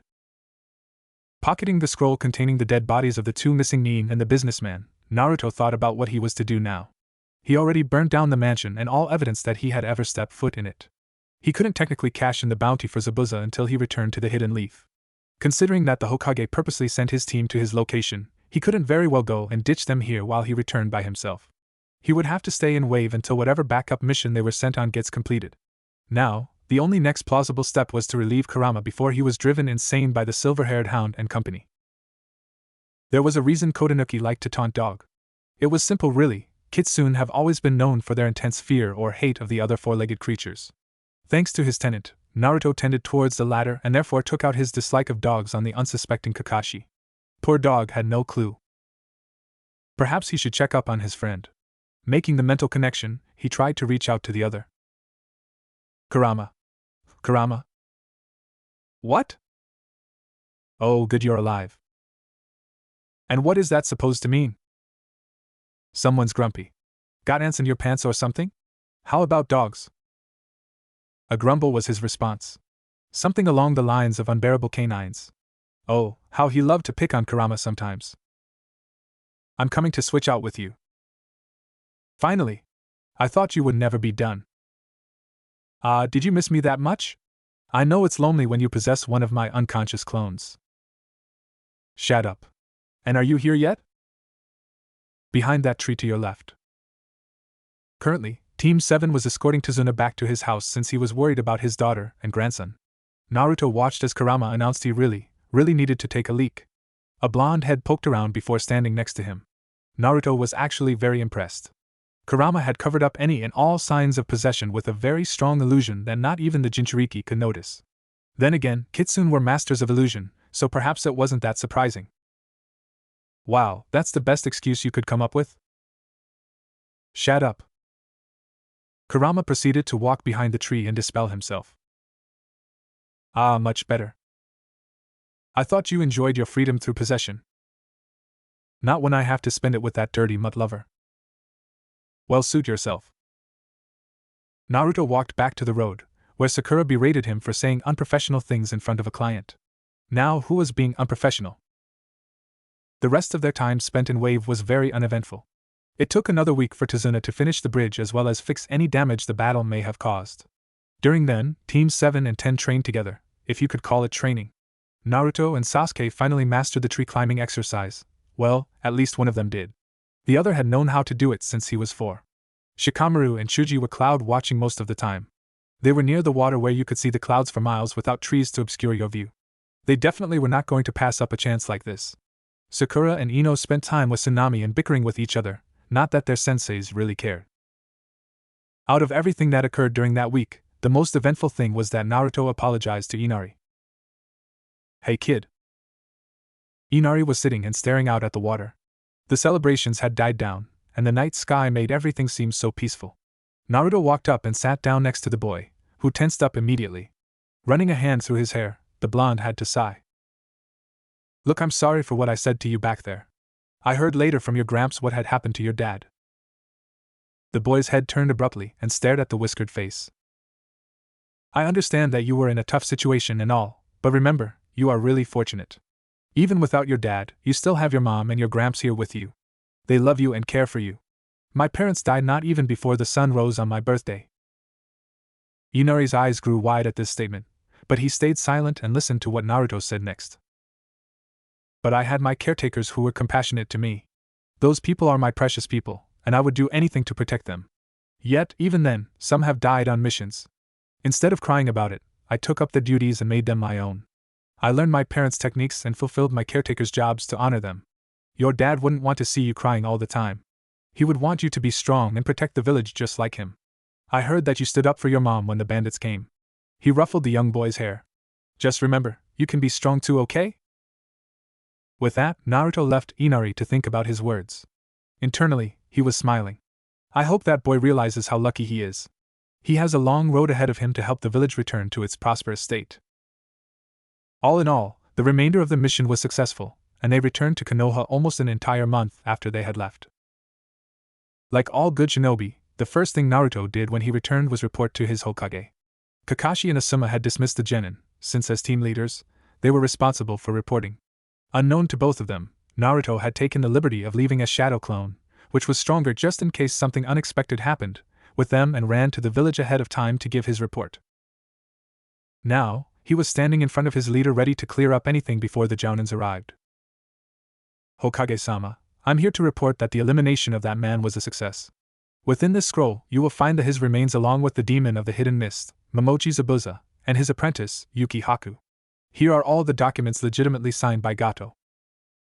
Handing over everything, Sarutobi scanned through it and confirmed their authenticity. "Thank you, Kodanuki-kun. It seems you performed exceptionally well. Did you enjoy it?" Naruto pondered the question for a moment. Did he enjoy the mission? Of course, he hated all of the murder he committed, but he also enjoyed the infiltration side of things. But he also felt like the Hokage's interference by sending his genin team along was very unnecessary. The last confrontation with Kakashi and Asuma was very uncomfortable. That's right. Naruto needed to tell the Hokage about that. Despite the copious amounts of bloodshed, I enjoyed being able to do what I was trained to do. The ANBU considered what the chances were that he may not receive a mission like this again. Besides that, I have an incident to report. Sarutobi perked up. I revealed myself to the Jounin present for a C-rank escort mission. One of the genin of their team had attacked my disguise, and I had to knock them out. This resulted in breaking my cover to prove that I was truly no harm. One of the Jounin dog was present to confirm my identity. The elder man just gave him that look that screamed, was that really necessary? Naruto himself wasn't sure. Okay, he knew that technically codes were enough without reverting to his ANBU form, but it was a good chance to annoy a certain dog, nonetheless. He was glad that the Hokage didn't comment further. Well, what's past is past. Don't let it happen again, Kodanuki. Then, there was a gleam of amusement in his eyes. It seems he had also noticed the two men who were approaching his office. Would you like to stay and listen to their side of it? A smile spread beneath the fox mask. With all due respect, heck yes, Hokage-sama. The ANBU melted into the shadows and hid his presence. There was a knock on the door and the reply of enter before the door swung open and admitted two very tired, or bored, looking Jounin. Kakashi and Asuma both bowed before the younger Sarutobi spoke up. Hokage-sama, here to report that Team 10 has completed our mission in the Land of Waves. The Sandaime gestured for him to continue. As I reported in the letter sent, we encountered two rogue Mizchunin, the Demon Brothers, before discovering that the client had fabricated the mission parameters. My team made the decision to continue on for the sake of Konoha's image. Naruto almost laughed out loud, and decided to call for backup. Then we encountered Momochi Zabuza. For a few days, we spent time at the client's home and protected him while he worked on the bridge. Team 7 arrived soon after and opted to protect the client in our stead as we rested. The day after, Gato's thugs assaulted the client's family. I quickly incapacitated them before arriving at the bridge to assist Team 7. Kakashi put a hand on his shoulder and took over the story. After we arrived at the bridge, Zabuza had already assaulted the workers. We then engaged in combat. Both Zabuza and his apprentice were killed in battle. Then Gato appeared on the bridge before also being eliminated. We returned to protecting the client for another week until the bridge was completed and returned to Konoha with no further complications. As for our previous mission, we delivered the supplies to the outpost near the Land of Rivers with no complications. Here is the scroll containing the signature of the stationed leader. The Hokage steepled his hands and thought for a moment. How did the genin react to encountering missing Nin? Shikamaru, Ino, and Chuji were frightened at first. But as expected, Shikamaru was able to form a plan, and they quickly organized themselves when Zabuza had me trapped in his jutsu. Chuji was able to use his human boulder jutsu to destroy the water clones while Ino entered Zabuza's mind to force him to disconnect with his technique. They worked very well together for being under pressure. Sasuke, Sakura, and Naruto only encountered Zabuza and his apprentice. Sasuke was excited while Sakura and Naruto were frightened. While I fought with Zabuza, Sasuke was able to go head-to-head with the apprentice until the enemy revealed his Ice Kekkei Genkai. Sasuke underestimated his opponent and was incapacitated. Though I was not there to see, it seems Naruto intervened and killed the enemy. But afterwards, he seemed completely unfazed by it. It was strange, Hokage-sama. Not commenting any further on Naruto's actions, the elder Sarutobi asked, "And what of Sakura?" She protected the client and did not directly engage in combat. To be honest, sir, I do not believe she is fit for battle. The Sandaime nodded. Well, thank you both for your reports. I hope with this mission complete, you will both consider training your team in skills they lack. Now I heard you encountered one of our operatives. A smirk appeared on his face as Kakashi stiffened. Yes, sir. He was the one who eliminated Gato. Nodding again wisely, Hiruzen noticed they did not want to speak further about the topic. All right, you are both dismissed. While Asuma departed, Kakashi lingered for a bit longer. Yes, Kakashi? Sir, during our battle, I felt the chakra of he hesitated for a bit, looking unsure of what he was about to say. The QB. I have deduced the source of the chakra and wanted to consult you about it. Both the Hokage and Naruto were surprised by Kakashi's statement. Internally, the Jinchuriki was cursing himself and cursing his clone for giving the reins to Kurama. Hiruzen motioned for the Jounin to continue. Curiously, he didn't dismiss any other ANBU in the room, not that there were any who didn't already know of Naruto's identity. Naruto has the QB sealed within him, doesn't he? And he is Minato-sensei's son, isn't he? Kakashi. There was a sternness in the Hokage's voice which wasn't present before. What you have just told me is an SS rank secret. Nobody is to know of this. Yes, Hokage-sama. But where have you been keeping him for 12 years? I am not obligated to inform you of any more. We will not speak of this matter again. Is that clear? Naruto's eyebrows rose. The Sandaime was being particularly harsh about this. Yes, Hokage-sama. The dismissed came out of Sarutobi's mouth with more edge than usual. After Kakashi departed from the office, Naruto came back out. He gave the elder man a look that practically spoke, "What did you do that for?" The Hokage was not obligated to say anything as he prepared to scold the young boy. Deep in the deserts of the Land of Wind, a figure looked down at 3 corpses. 2 were elite shinobi while one was clad with white robes and a large hat. The one who wore the hat that bore the symbol for wind had no face. It was completely melted off. The figure smirked before he transformed himself into the image of the robed body. Everything was set for his plan. Only a month until his former sensei would die at his hands. Contrary to popular belief, Naruto was not a chakra sensor. He had something of much better value. Kurama had taught him how to sense the emotions of others. You could suppress your chakra, but it was next to impossible, excluding a certain organization, to suppress your feelings. Walking through the streets of Konoha, it had only been a few days since the genin had returned from their mission. He had just finished playing ninja with the Konohamaru Corps when he felt distress coming from the way he came. Running back and turning the corner, he saw Konohamaru being roughly held by a black cat-ear-suit teenager with purple makeup, hair, war paint. For some reason, Sakura was also in the neighborhood and was standing there yelling at Cat Ears to put down the Hokage's grandson. The fangirl behind Cat Ears had a face mixed between unease and annoyance. Naruto would learn later that this whole situation was caused when Konohamaru had bumped into Sakura and called her a hag to her face. Before anyone could say anything else, Naruto grabbed Cat Ears' wrist, forcing him to drop Konohamaru. The young boy scampered away to his friends.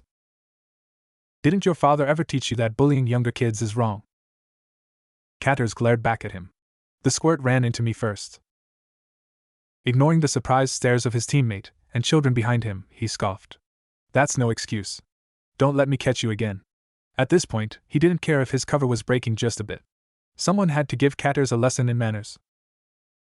Naruto felt Sasuke approach on the tree. Then, a terrible negativity swamped the area. Snapping his head to the tree, he ignored the team and glared at the branch.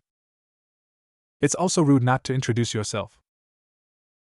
A red-haired boy no older than he was appeared before using a sand shunshin to move in front of Katters and Fangirl. The bloodlust rolling off of him was deafening. Kankuro, you are a disgrace to our village. The mystery redhead with a large gourd on his back and a red tattoo for love over his left eye didn't even turn around when he addressed his teammate. Redhead just kept eyeing Naruto. There was something familiar about this boy, but Naruto could not put his finger on it. What was it about Redhead that made him feel empathetic? Unlike Redhead, the blonde did not outwardly seek to kill. What was this familiarity? The killing intent of Redhead was insane. A yowl answered his questions. He holds Shikaku. Your one-tailed brother? Yes. Kurama sounded furious. He is in so much pain. Can't you feel it? Ignoring the layers of insanity surrounding Redhead, Naruto delved deeper until he indeed could feel what his tenant was referring to. There was a large amount of pain emanating from both Redhead and his prisoner. You're right. Please, Naruto, we have to help Shikaku. Naruto's eyes almost widened. The fox never used his name, let alone ask for a favor. Helping his brother must have meant a lot to Kurama. But we don't even know what's wrong with him, or his Jinchuriki. Then we find out, damn it. Calm down, please. Alright, we will help Shikaku. Perhaps it has something to do with his seal. Suna has never been good at Fuinjutsu. We'll find an opportunity to look at it. Just be patient, alright? That seemed to quell the fox's rage as he stopped incessantly yelling at the blonde to save his brother. While Redhead was threatening to kill Katters, Sasuke had joined the Konoha genin on the ground. If he had been slightly surprised at what Naruto had done, he showed no sign of it.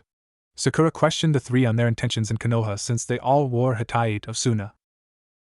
Once Redhead had thoroughly scared his supposed teammates, and revealed that they were there for the Chunin exams, he turned and looked at Naruto.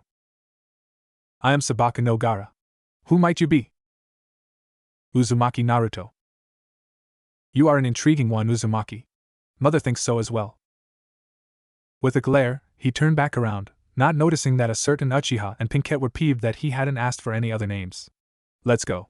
With that, Redhead and the other Suna genin disappeared from the road. Well, these Chunin exams will be interesting to say the least.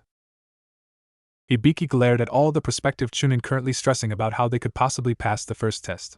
So far, he was very unimpressed. He had caught 15 genin in the last 10 minutes. Was this really the best they had to offer? Most of the test takers were resorting to cheating. The Konoha genin were by far the worst at hiding their techniques. The bun girl had attached wire to obvious mirrors attached on the ceiling while the bulges of the eyes of the Hyuga signified them using their dijitsu. The Inuzuka and Abdurrahim were both using their respective animals as spies to give them answers. The Yamanaka had conspicuously slumped down after possessing the pink-haired girl, who surprisingly answered all the questions without any need to cheat. What a bookworm. Now the Uchiha was copying one of the Chunin with his Sharingan. That was smart, and a bit more covert. Then, there were the genin who just weren't even trying, namely the Nara and the blonde brat. When they had walked in, they both had the exact same reaction to being given a written exam. They glared at the paper, considered writing their names, wrote their names, and then promptly fell asleep. Could they not be more obvious that they didn't want to take a test? Too bad he couldn't call them out since they weren't technically breaking any of the rules he had set down. Now, some of the foreign children were doing much better. He noticed the ones from Suna, who happened to be the Kazekage's children, were taking this test seriously with pretty good stealth.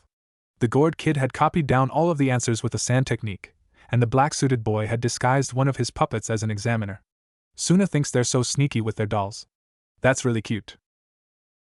Despite how much he enjoyed frightening people more than half his age, Ibiki would be lying if he said he wasn't bored.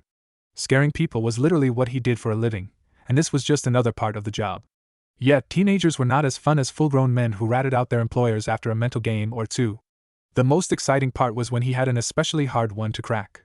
Spending hours on end coming up with techniques that might break a person was relaxing at times. The Tokubetsu Jounin broke out of his thoughts. What was he originally thinking about? Oh right. He was bored. Oh, then why did he break out of his thoughts? He sighed, making some of the test takers in the front row tense up. Oh look! A cheater! Now was for his favorite part. Number 27, you're done, an examiner announced. Of course, the kid fought back claiming that they had no proof, but they forced him out anyways. The chunin who kicked his ass had a smug look afterwards. What Ibiki wouldn't give to be out of this joint right now. He glanced at the clock. There were only 5 minutes left until he would reveal the 10th question. 20 more minutes until he could be free to do what he pleased. A thought wormed its way into his mind. That kid would be about their age now. He started thinking about the 7-year-old ANBU who had all but begged him to teach him everything about torture. The little prodigious interrogator would totally be unfazed by this test, he mused. The Tokubetsu Jounin had heard rumors that the boy had improved so tremendously in shattering his victims both physically and mentally that he had broken Ibiki's record of fastest interrogation on the field. What was the boy doing now? Probably taking some ridiculous S-rank mission out in some obscure foreign land to gather information and maybe even some hostages. Or he might even be hunting missing Nin. Pondering his former pupil's whereabouts would have to wait until later as the 5 minutes passed. All right. Here comes the 10th question. Naruto stared at Ibiki. While he looked like he was really frightened, inside of his mindscape, he and his tenant were dying of laughter. Oh. I think that kid shit his pants. That one was stuttering so bad when he gave up. That one's contemplating. What do you think he'll choose? Probably going to bail. See how pale he's turning every time his teammates glance over at him? Ah, you're right. There he goes. The fox gave a mocking wave. Bye. How many do you think are going to stay? Of course, Kurama had to pretend to think about it. Depends on how well you think your torture mentor did on scaring the wits out of them. Now it was Naruto's turn to muse. Honestly, I don't think he was that bad. He definitely toned down the scary by at least 70%. Remember what he did to that poor guy I brought in that one time from IWA? A nod was his response. Now, that was more around 80% of his prowess. These genin haven't seen anything worth being scared of. Kurama snorted. Only you would think that, kid. Duh. Because it's true. You think my brother's container is going to bail? Nah, he's too uptight for that. Plus, he collected all the answers in the last 10 minutes of the test. He wants to move on. I wonder why though. Probably because the pain is making him want to kill things, and the second test is all about killing. Naruto snapped his fingers. Yup, that's definitely it. Remind me to steer my teammates clear of him. Remind me to remind you. Okay. Just remind me to remind you to remind me. The large fox sighed. We are not doing this right now. Anyways, looks like the second examiner just crashed through. The blonde focused back on the outside world and visibly paled. Only the Hokage would be so cruel as to assign his former subordinate as the next proctor. Standing in all her sadistic glory was Mitarashi Anko. It would only be much later when Naruto realized he and Kurama had spent the entire time talking, and he had not done the deliberate act he had planned to slam his hand on the table and yell some smart stuff to annoy Ibiki. Naruto glared at his opponent. His opponent glared back. Naruto shifted his position a few feet. His opponent shifted his position too. Naruto prepared a kunai. His opponent. Baka! Stop trying to intimidate the bear. We are in the middle of an exam, for crying out loud. Perhaps Sakura would show some promise of common sense in the future. Startled by her loud voice, the oversized grizzly ran away. Surprising reaction, I know. Well, there goes our dinner, muttered the blonde. They had not even been in the forest of death for a day, and he was convinced that they were somehow going to die of starvation before they died of any of the traps or other teams in the forest. Nothing seemed to be more alarming about the forest than the fact that his team carried no surplus of survival supplies with them. What did they expect the Chunin exams were going to be? A picnic in the park? How did they expect to survive 5 days in the forest along with fighting other teams for scrolls? Sometimes Naruto wished that he wasn't 5 years deep into this mission. A large wind blew through the clearing they were standing in. It flung Naruto away from his teammates and into the mouth of a very hungry-looking snake. Well shit. The blonde had to get back to his team right away. How did that wind even blow you away? You're totally stronger than that. Kurama, this isn't the time. Seriously though. You could have stuck to the ground with chakra or something. Why'd you go and get yourself blown away? Naruto would never admit to the fox that he had been a bit distracted with mentally berating his teammates to pay attention to the very large malevolent feeling coming towards them at breakneck speeds. Even Anbu made mistakes. Besides, he was supposed to be undercover as a weak genin. Staring at the walls of the esophagus he inhabited, he questioned how he would get out. Why don't you just fry this slimy thing already and go help the Uchiha and the Banshee before the snake gets to them too? For once, Naruto decided he would listen to his furry friend. He spread out his hands on the slippery walls and lit them with a bit of kitsunbai. Soon, the entire length of the snake was burning, and he was able to easily slice his way out of the carcass. Running back to where he sensed the other genin, he felt another presence appear. It seemed another snake was in the clearing, and said snake was diving straight for Sasuke.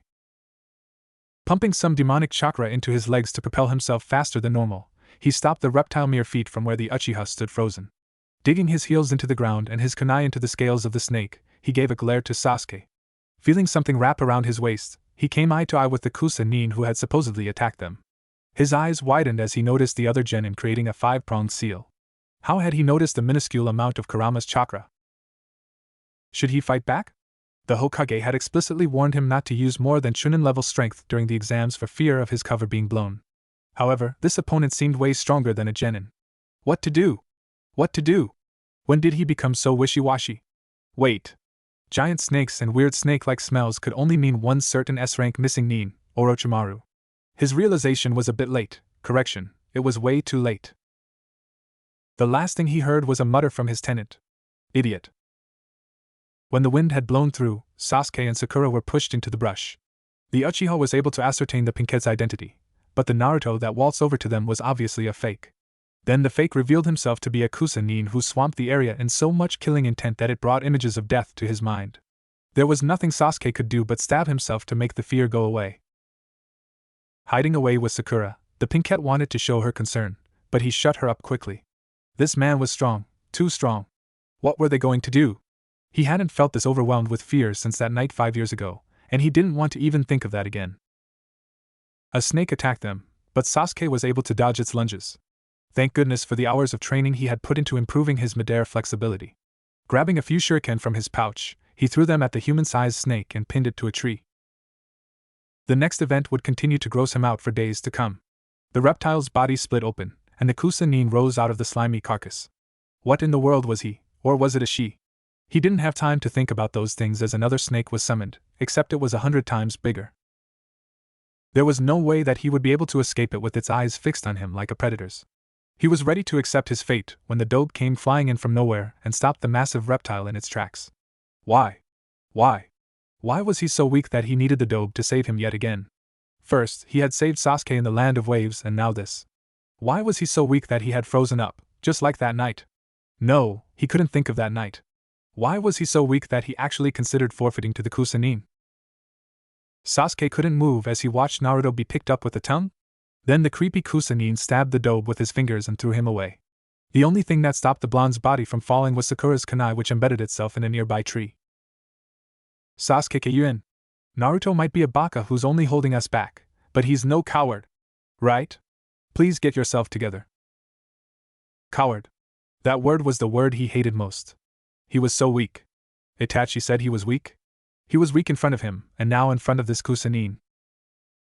No! His Sharingan blazed to life with two tomo in both eyes. Grabbing kunai in his right hand and a Fuma shuriken in his left, he began to attack the enemy. He had always cared about killing his brother. There was nothing that was more important to him than that, and he was always the most important thing when it came to getting stronger. However, perhaps he was going at it the wrong way. If he froze up at the sight of the enemy, he would never stand a chance against that man. The weapons were thrown at the creep, but he dodged them all with unseen speed. Well, it would be unseen if Sasuke did not have his eyes. His next move was sure to catch the creep off guard. Weapons with wire zipped past the Kusa-nin before Sasuke set them on fire with a katon. A direct hit. The creep couldn't have been any more disturbing until his face melted off to reveal an even creepier face. A hand passed over his hitite, revealing the musical note of Oto. To have control over the Sharingan at your age, you are worthy of being the heir to the Uchiha.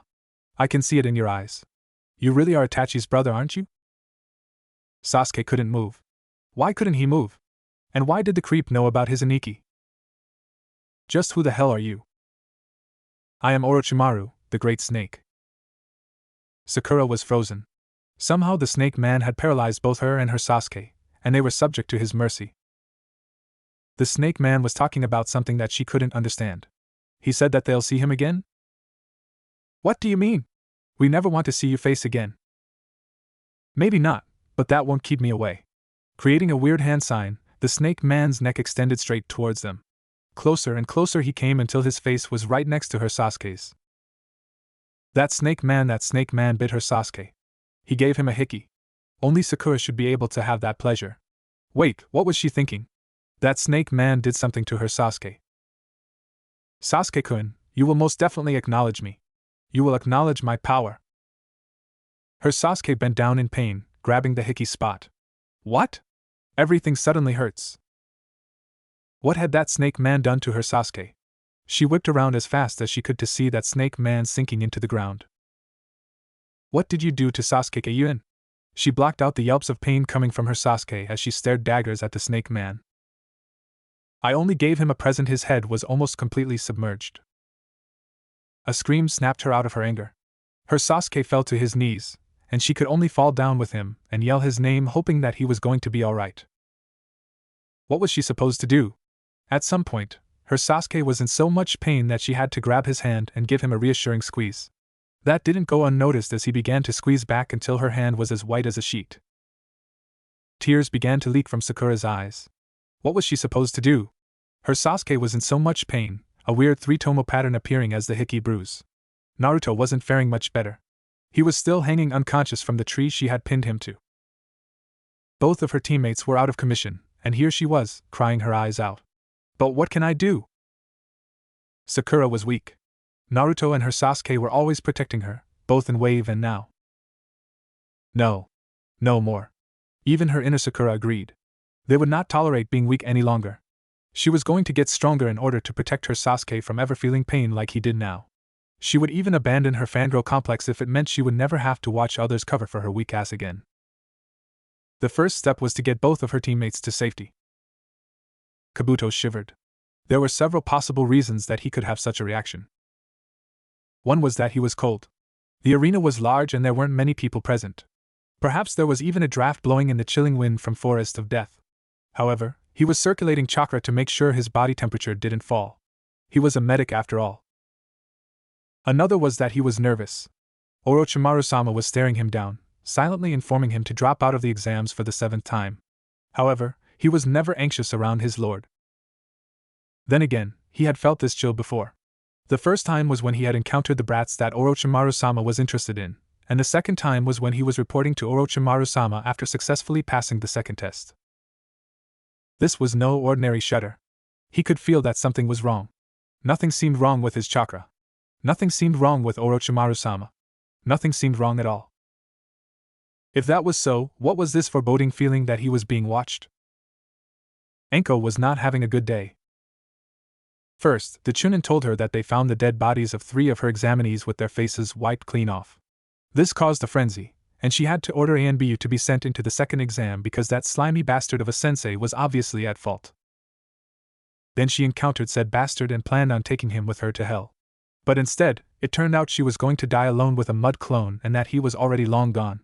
Not to mention, he tried to activate her curse seal which made her want to sock him in the balls. Luckily, she had it removed years ago. Now, she had to discuss security plans with the Hokage. Let it be known to all that Enko hated meetings. The only consolation she had was that there were only 4 hours left until the second test was over and that she would probably get to watch Genin beat the crap out of each other in a preliminary round. Regardless, when the annoying orange gaki from the test slammed open the door to the office which she was sure was guarded by Anbu, she just stared like a goldfish. What the hell? The gaki strolled up to her and swiftly karate chopped her on the forehead. Again, what the hell? She was having a hell of a day, and the gaki wasn't helping one bit. Now she was pissed. That should be my line. You faced the snake by yourself? What were you thinking? Now Enko was just confused. The orange gaki was yelling at her. Why was the orange gaki yelling at her? Who did the orange gaki think he was? She was his proctor for goodness sakes. This exceeded all known instances of insubordination. She was about to yell back at him but noticed when another person spoke up. It was the Hokage. Sarutobi cleared his throat. Naruto-kun, you can't do that to your proctor. Naruto never broke his glare but responded to the Hokage. Hokage-sama, Perhaps not to my proctor, but surely to my stupid subordinate? I heard from the guards what happened. Enko looked between the Sandaime and the now identified Naruto a few times.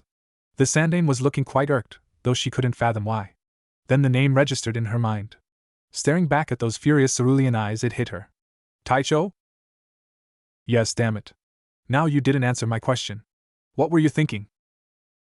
At this point, Enko had completely forgotten about the pain-in-the-ass meeting she was currently in. She didn't even give a second thought to the question. She was still trying to figure out how in the world the annoying orange gaki was her former Taicho. They didn't even look the same. Or did they? Now that she was paying attention instead of just antagonizing him, he had the same face structure and whisker marks. There was only one person she knew with those, and it was Taicho. Nara Taishu. The shock in her voice was evident. You're going to blow my cover, not that it's not already blown, the blonde muttered. Grumbling to himself, the Hokage also managed to say something along the lines of he's breaking all protocol. Naruto turned to Sarutobi. Hokage-sama, Team 7 encountered Orochimaru within the forest. He had sent a snake summons to attack me while he fought my teammates. I was able to defeat the snake, but I used a bit of demonic chakra which resulted in Orochimaru overlaying my seal with a 5-pronged seal and rendering me unconscious. However, I did not recognize him until after everything I told you have occurred. The Hokage gave him this quizzical stare which seemed to say, "Are you an idiot for not noticing he was Orochimaru?" Rest assured, Hokage-sama, I do realize the error in not identifying Orochimaru earlier. Also, the fox reminds me every day that I am, in fact, an idiot. Another glare from the elder man was his response. Which reminds me, I probably should unseal him now. He formed the 5 points of chakra required for the unsealing in his right hand. The quiet was nice while it lasted. He lifted his many layers of clothing, exposing the bare skin of his abdomen with his left hand. Thrusting his right hand into his stomach, he resisted keeling over as the 5-pronged seal disappeared from view. After that whole ordeal, he stood straight though there was a wince on his face. The fox would like me to inform you that he is disappointed in the lax level of security Konoha was under when foreign humans were blatantly allowed in. A bigger wince appeared. He also is unsatisfied with the lack of backup in dealing with the snake.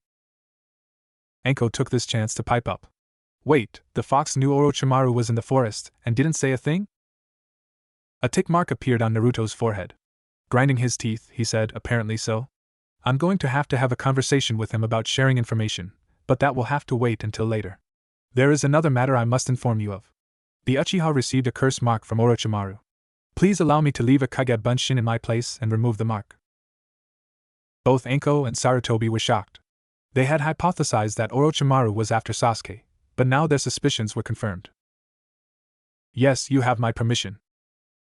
Naruto bowed deeply. Thank you, Hokage-sama. If you would please excuse me.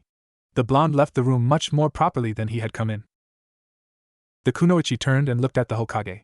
Her expression was that of a very perplexed child. With all due respect, what the hell? Naruto observed Sasuke attack the other Konoha genin.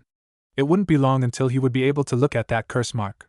Sasuke had been insistent on fighting instead of having it looked at right away. What a fool. From his most recent conversation with Kurama, he found out some other interesting things even though he was already incredulous. One of those happened to be the genin Kabuto. Naruto already had suspicions from seeing those ninja info cards that contained fairly protected information. No genin should have access to intel like that. Although he was hiding it rather well, the silver-haired boy also radiated a bit of malice and smelled somewhat of snakes. Those were both concerning. Naruto knew he had to keep an eye on that one. Another was that the snake was currently in the room observing the matches. He couldn't glance over at the Oto Jounin, for that would be too obvious, but he kept his senses open. There was a hunger radiating off of the snake every time Sasuke did something that either A, gave his foe the upper hand, or B, activated the curse mark. Using one of the green-clad bushy brows moves, Sasuke finished off his opponent. The curse mark had almost taken full effect at one point, but it seemed that the Uchiha's will was stronger. Naruto watched as Kakashi led Sasuke out of the arena. That's my cue. Kurama, please let boss know. Already on it. The fox informed the real Naruto, who was currently waiting in the basement. Kurama, if the match starts before I'm back, you get to have some fun. Even if he couldn't see it, he could feel the grin spreading on the great Kitsune's face. Kit, you better be late then. With his Kitsune mask on and seals activated, he observed Kakashi and Sasuke enter. Sasuke followed Kakashi down the stairs and into a dim-lit area. There wasn't really anything interesting except the support pillars that sprouted up into the darkness of the ceiling. The two ninja watched as an ANBU stepped forward and unsealed a scroll and pen. He looked like any other ANBU except for the fact that he was shorter than Sasuke. He would never admit that the fox mask with its deep purple stripes was a bit intimidating to look at. Dog. As said person looked forward, he suddenly widened his eyes. Please allow me to inspect that seal beforehand. Sasuke growled. Kakashi? Who is that? He would have said more if Kakashi hadn't stopped him. Kodanuki-san, I didn't realize you were in the area. It would be a tremendous help if you were to assist us. At this point, Sasuke was stunned that there was someone that Kakashi actually respected. You can trust him, Sasuke. Let him take a look. Without saying anything, the ANBU motioned for Sasuke to sit and began tapping the seal with chakra. Although the raven couldn't see it, a large chakra array hovered above his shoulder. Interesting, the ANBU murmured while taking some notes. Now how did he manage that? A few more scribbles were heard. Sasuke couldn't sit still much more. He hissed as the ANBU's fingers touched his skin again. He bet that Kakashi wasn't faring much better. The note-taking silence was driving both insane. The raven heard Kakashi speak up. Kodanuki-san, I was considering using the Fujihoan. What do you think? No, that won't do. We should just remove it. Sasuke perked up. The mark could be removed. The mark that made him feel tainted, the mark that made him feel evil, could be removed. The silver-haired man sounded stunned. Is that even possible? There isn't any known method to remove a curse seal. Oh, don't worry. The main component is a part of the snake's soul. If we can draw that out, then the rest should be easily removed. Luckily, the snake hasn't developed the seal much in the past 12 years. After being asked to, Sasuke removed his shirt and felt the application of ink that traveled from his shoulder and down his body on all sides. This should do the trick. Kai! A searing pain spread from his shoulder. It felt like needles were stabbing him while also being ripped out. Something was on his shoulder, but he dared not to look. A cold hand was grabbing so hard that it could tear away his soul. When it finally subsided, he collapsed into darkness. Naruto removed his hand from Sasuke's shoulder. He's made it harder to extract his soul. Thankfully, my seals have also improved. What did you do? Asked a voice belonging neither to Naruto nor Kakashi. Both turned their heads towards the darkness to see a man walk into the light. He looked a bit worse for wear and also very ticked off. Chicken-chan, nice to see you too. Though now that I think about it, I don't think we formally met. Naruto stood up and put himself between Orochimaru and Sasuke's down body. Orochimaru tried his best to seem unfazed. Naruto thought to himself, interesting. It seems sealing away his soul has an adverse effect on the rest of him. The snake's eyes flitted between Kakashi and Naruto several times before settling on Kakashi. It seems you've grown up, Kakashi. Orochimaru. Kakashi settled into a fighting stance. The dull, yellow eyes turned back to the young Anbu. Perhaps I miscalculated. You are a much finer specimen. Naruto snorted. In your dreams, Chicken-chan. I would suggest you leave before someone gets hurt. He placed his hands loosely on his head, but he was actually prepared to draw his sword with less than a moment's notice. He was releasing enough killing intent to drown the whole village. Foxy-kun, you can't keep me from Sasuke-kun. The Sharingan will be mine. I will be back. The snake turned around and disappeared into the darkness. Follow him. If anything happens, inform Kurama. The Jinchuriki created a clone which transformed into a rat. It scurried off after the snake. He finally let out a sigh. That was way too close for comfort. Dog, take care of your pup. Naruto left, intent on informing the Hokage of Orochimaru's presence. Kurama's thoughts wandered everywhere from the vulgar snake people to the smelly mutts. His kit had just gone off to help the Uchiha. Why his kit wanted to help an Uchiha of all people, though, was completely beyond him. Kit's clone suddenly swelled with nervousness as his name appeared on the electronic board.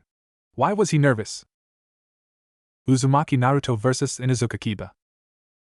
The mutt was howling in excitement along with the pup. Kit faced it with all the gusto he could muster for the act.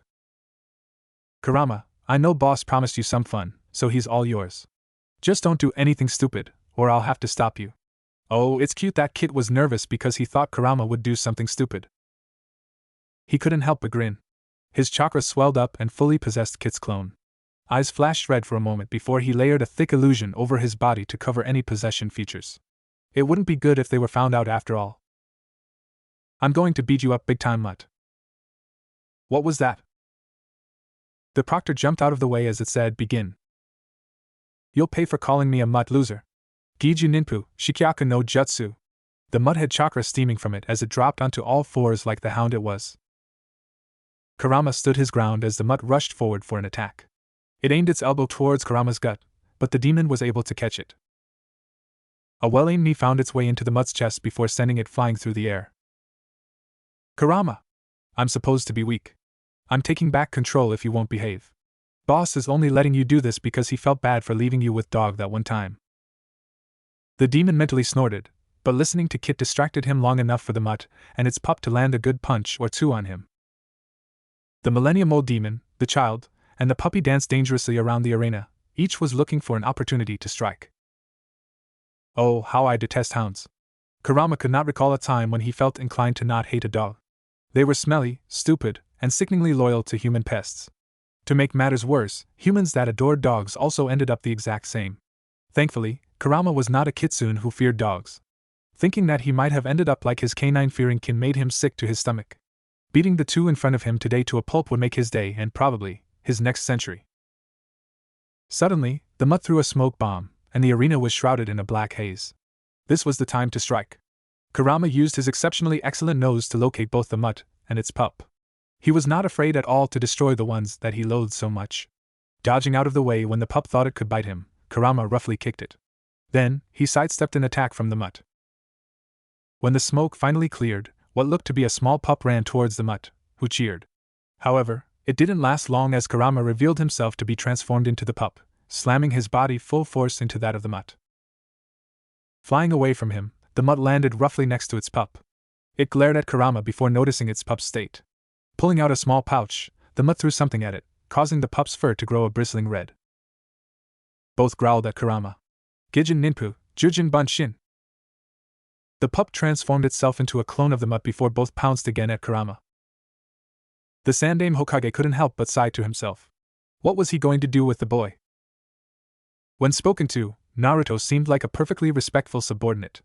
However, every other action of his only spoke of trouble. If Naruto wanted to see someone in Sarutobi's office, he would walk right in and start talking to them. This was evident when he barged into the office earlier that day to berate Anko for her actions. If Naruto wanted to go against the rules, he went against them most likely without hesitation. This was evident when Anko was aware of his identity. Sarutobi was certain that Satechu had explicitly created a rule that no ANBU's identity would be compromised, even to teammates. It was concerning that the boy was sharing his name with people he worked with. Then again, he hadn't worked with Anko in 5 years, so the probability that he shared his name after that event is low. If Naruto wanted to share the world with the fox, he let the fox have some control. This was evident when a spike of demonic chakra occurred before the match began. Why the boy trusted the fox as much as he did Sarutobi would never understand. It was obvious that the fox had control since it always had a very different taijutsu style than Naruto. Naruto might be one of the most effective ANBU the Hokage had, but he definitely wasn't the absolute brightest. He had many idiotic moments such as this. Sarutobi would have to scold the boy after the fights were over. Other than the blatant insubordination towards ANBU Satechu and himself, this type of carelessness was going to compromise his identity and possibly get him removed from his long-standing mission. Watching as the fox began to be pummeled by the Inuzuka's Getsuga was interesting to say the least. Was there a reason that it wasn't fighting back? It had been doing very well before Akamaru had been given a soldier pill. Speak of the devil. A presence made itself known to him. Though he didn't turn his head, he knew there was an ANBU wearing a cloak to hide his identity. Seems like he would get some of his questions answered from the boy he was just thinking of. He was handed a sealed note which he discreetly opened and read. Sarutobi had to contain himself, resisting the urge to widen his eyes or turn his head to stare at the Odo Jounin. This was very concerning indeed.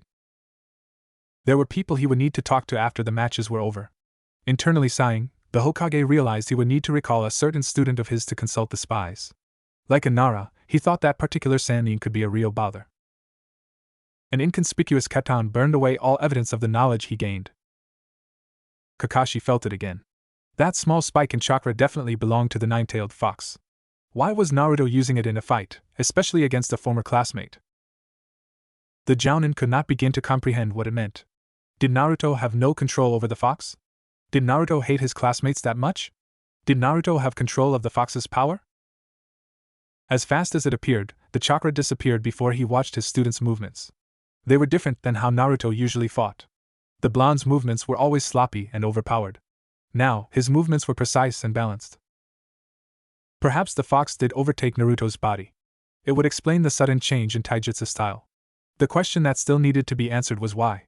Kakashi racked at his brain as he watched the fight progress. Glancing around at the others, none of them seemed to notice anything different. If the fox wasn't concerning, the most surprising thing would be seeing Sakura cheering Naruto on. Maybe it wasn't that surprising, but the pinkette did tend to hurt the blonde more than help him. The Jounins did not seem on edge at all. When he looked over to the Hokage, the elder man wore a neutral face that did not display any worries at all. Suddenly, Kakashi saw a dark flash. It was very subtle, but definitely there. Someone had appeared, handed the Hokage an item, and disappeared in less than a second. The Cyclops cursed. If he had used his Sharingan to observe the match, he might have seen who had appeared. Obviously, they weren't a threat as the Hokage seemed unfazed. However, his expression was a bit darker than before. Kakashi hoped that everything was alright. He was still a bit unnerved by the Snake Sanin's appearance earlier, and he didn't want any more trouble for Konoha. If the message given to the Hokage was urgent, the Jounin was sure the Hokage would have left to attend the matter. Perhaps he was worrying for nothing. Turning his attention back to his students' fight, he watched as the Inuzuka began using a drill-like technique. Despite the want to focus on his sensei's son, he couldn't shake the unsettling feeling that something bad was going to happen soon. Kurama had been doing just fine. The mutt was getting what it deserved. That all changed when Kid was done with whatever it was that he was doing for the Uchiha. Kurama, I need you to listen to me. What? I'm trying to show this little hound who's boss, so you better make it quick. I need you to lose. I don't think I heard you right. Repeat? Boss needs you to lose the fight. It's important. I am not letting this no good mutt defeat me in battle. Boss has his reasons. Please? No. Fine. I guess I'll just have to do this the hard way. The demon felt that he was losing his grip on the body. Darn, Kit was forcefully sending chakra through and regaining control. Why couldn't he just let Kurama win? It was humiliating to lose to a mutt of all creatures. There was nothing he could do, however. Since Kit was the one who he respected the most, Kurama guessed that he would have to withstand one loss for the little rascal. Whatever mischievous deeds Kit was thinking to make it up to him better be worth it. Relinquishing whatever was left of his hold on the body's consciousness, Kurama allowed the Kit to regain command. He ground his teeth as the drill attack hit their body head-on. Luckily, Kurama was still running his chakra through the clone, or it would have already burst. Kit fell to the ground and the proctor announced the mutt as the winner. Medics rushed to the scene, putting Kit on a stretcher and carrying him out. Kurama thought he heard the sounds of the banshee screaming about how the Kit could have totally beat the mutt. Silently, he hoped not to see the banshee again. That day, Kurama did not make his day by beating up a mutt and its pup. Kit better make his century with something better by tenfold, or the demon would not restrain himself next time. In all his Anbu glory, Naruto glared at the Hokage, although the elder man most likely couldn't see his eyes in the darkness of his mask. The brunette wasn't upset with the Hokage. It was quite the opposite, actually. He was so pleased with what the Hokage had said that it was upsetting. Pardon me, Hokage-sama, but I could have sworn you said, relieved of all present assignments. The Sandaime showed no signs that he had misspoken. His calm face was starting to disturb Naruto in more ways than one. Correct. I am excusing you from your long-term mission. I'd rather have as many ANBU as possible working full-time. This had worked out better than the brunette had hoped. From the moment he sent that clone after the snake, he was hoping for an opportunity to tail the traitor himself. Now that the Hokage was willingly allowing him more freedom to work, he could start doing the more important things. However, it was bothering him how the Hokage had known exactly what it was that the brunette wanted. What was his reasons for granting such a privilege? Naruto understood that Sasuke was currently out of the snake's grasp and finding out what exactly the snake wanted was very important, yet he couldn't shake the feeling that it was something else. Understood. If I may speak freely? Go ahead. Why? Isn't watching and judging Sasuke from the inside something you want? Is it because he's proven to be a dependable shinobi? Trust me, he isn't that dependable. You have it backwards. The Hokage chuckled. I don't believe you have been showing me that you can be a dependable shinobi. Huh. Naruto had heard some weird things lately, but this was by far the most surprising. Barging into my office, revealing your identity, and giving control to the fox are just some of your current offenses. I have never encountered such idiotic insubordination. That's why you're relieving me of my duties? The brunette was tempted to smack himself on the forehead a few times. He mumbled, I know I'm an idiot, Hokage-sama. You don't have to rub it in. Perhaps your upbringing has caused you to be too lax. You have been involved with this your whole life after all. The Hokage sighed and puffed on his pipe. Might I add, you've been very outspoken lately. What was that supposed to mean? Damn loudmouth genin persona must be affecting his interactions with the Hokage. Now he was starting to act like a carefree kid around authority. Damn it. Everything I have just mentioned is not the true reason, however. Something reminiscent of a smirk appeared on the elder man's face. Huh. Currently Naruto's thoughts were swimming chaotically in his mind, and his leader was not helping one bit. It was tempting to yell at the other to wipe the smirk off his face, but that would just be proving his outspoken point. Better to just keep his mouth shut. You are the best we have, and after what you informed me of, I am in need of your skills with him. The unspoken man was obviously the snake that has been plaguing the village recently. Straightening himself up and switching back to the professionalism he was trained in, Naruto addressed his leader once again. Sir, I had full intention of doing so whether ordered to or not. The Hokage smiled. I am glad I can depend on you to put the village's priorities above what you feel are your own duties. Naruto quashed the temptation to face fault. The Hokage seriously believed that he viewed his prior long-term mission as a personal duty? Wait, perhaps the elder man wasn't wrong. Well, it didn't matter much anyways. The brunette had some snake hunting to do. A crash sounded from outside the window. Both occupants of the room turned their heads to see the image of a man holding a very red face. The Hokage stood and slid open the window. The man that climbed through was very tall, only some centimeters short of 2 meters. His spiky, white locks cascaded down his back as he adjusted his red haori, which he wore over a green outfit. Naruto couldn't help but think that the man, Jiraiya of the Sannin, had the most impeccable timing. Sensei, long time no see. So, this is my godfather? Naruto was not impressed at all. From what he heard of the man, he was a formidable shinobi, yet in lieu of all his prior opinions, Naruto could only think that this man was a bit too carefree for his liking. Perhaps the man was different in battle. The Hokage proceeded to clear his throat before addressing the man. Jiraiya, I do have a door, and I'd prefer that you'd use it. Nah, I'll stick to the window. Makes for a better entrance. The Sannin's eyes roamed around the room before locking onto Naruto. Who's the brat pretending to be an ANBU? Naruto was not all too pleased with that comment. Who does he think he is calling me a brat? Just because I'm small does not immediately make me a brat. And how dare he claim that I'm only pretending to be an ANBU? I've been doing this my whole life. The next thing he knew, he could have sworn Kurama laughed at him. Shut it. This is Kodanuki, one of my operatives in information and espionage. Wait, the brat is an actual ANBU? The skeptical look on the man's face was as clear as day. The brunette decided that it was time to speak up. I assure you, Jiraiya-sama, that I am an ANBU and have been for over 6 years. Gawking for a bit, the older man did nothing more than scrutinize the boy. Hokage-sama, could we please continue with the briefing? That seemed to snap the Hokage out of whatever daze he may have been in. Yes. Jiraiya, you can stay as this pertains to you. Said man nodded before seating himself on the windowsill. I'd like access to all information we have gathered about Sound and Sand, Kodanuki stated. Sand, you say? Yes, Hokage-sama. When I encountered him, he faintly smelled suspiciously of the desert air. As the Hokage was taking in the new information, Kodanuki noticed Jiraiya puzzling, probably about how the desert could smell when it was practically comprised of sand. Sarutobi then turned towards Jiraiya. Has your spy network gotten any recent information from either of those villages? The 180 of Jiraiya's attitude put a damper on the mood. I haven't heard anything from Sand, but there's barely any info on Sound. I haven't even located it. Kodanuki was bewildered.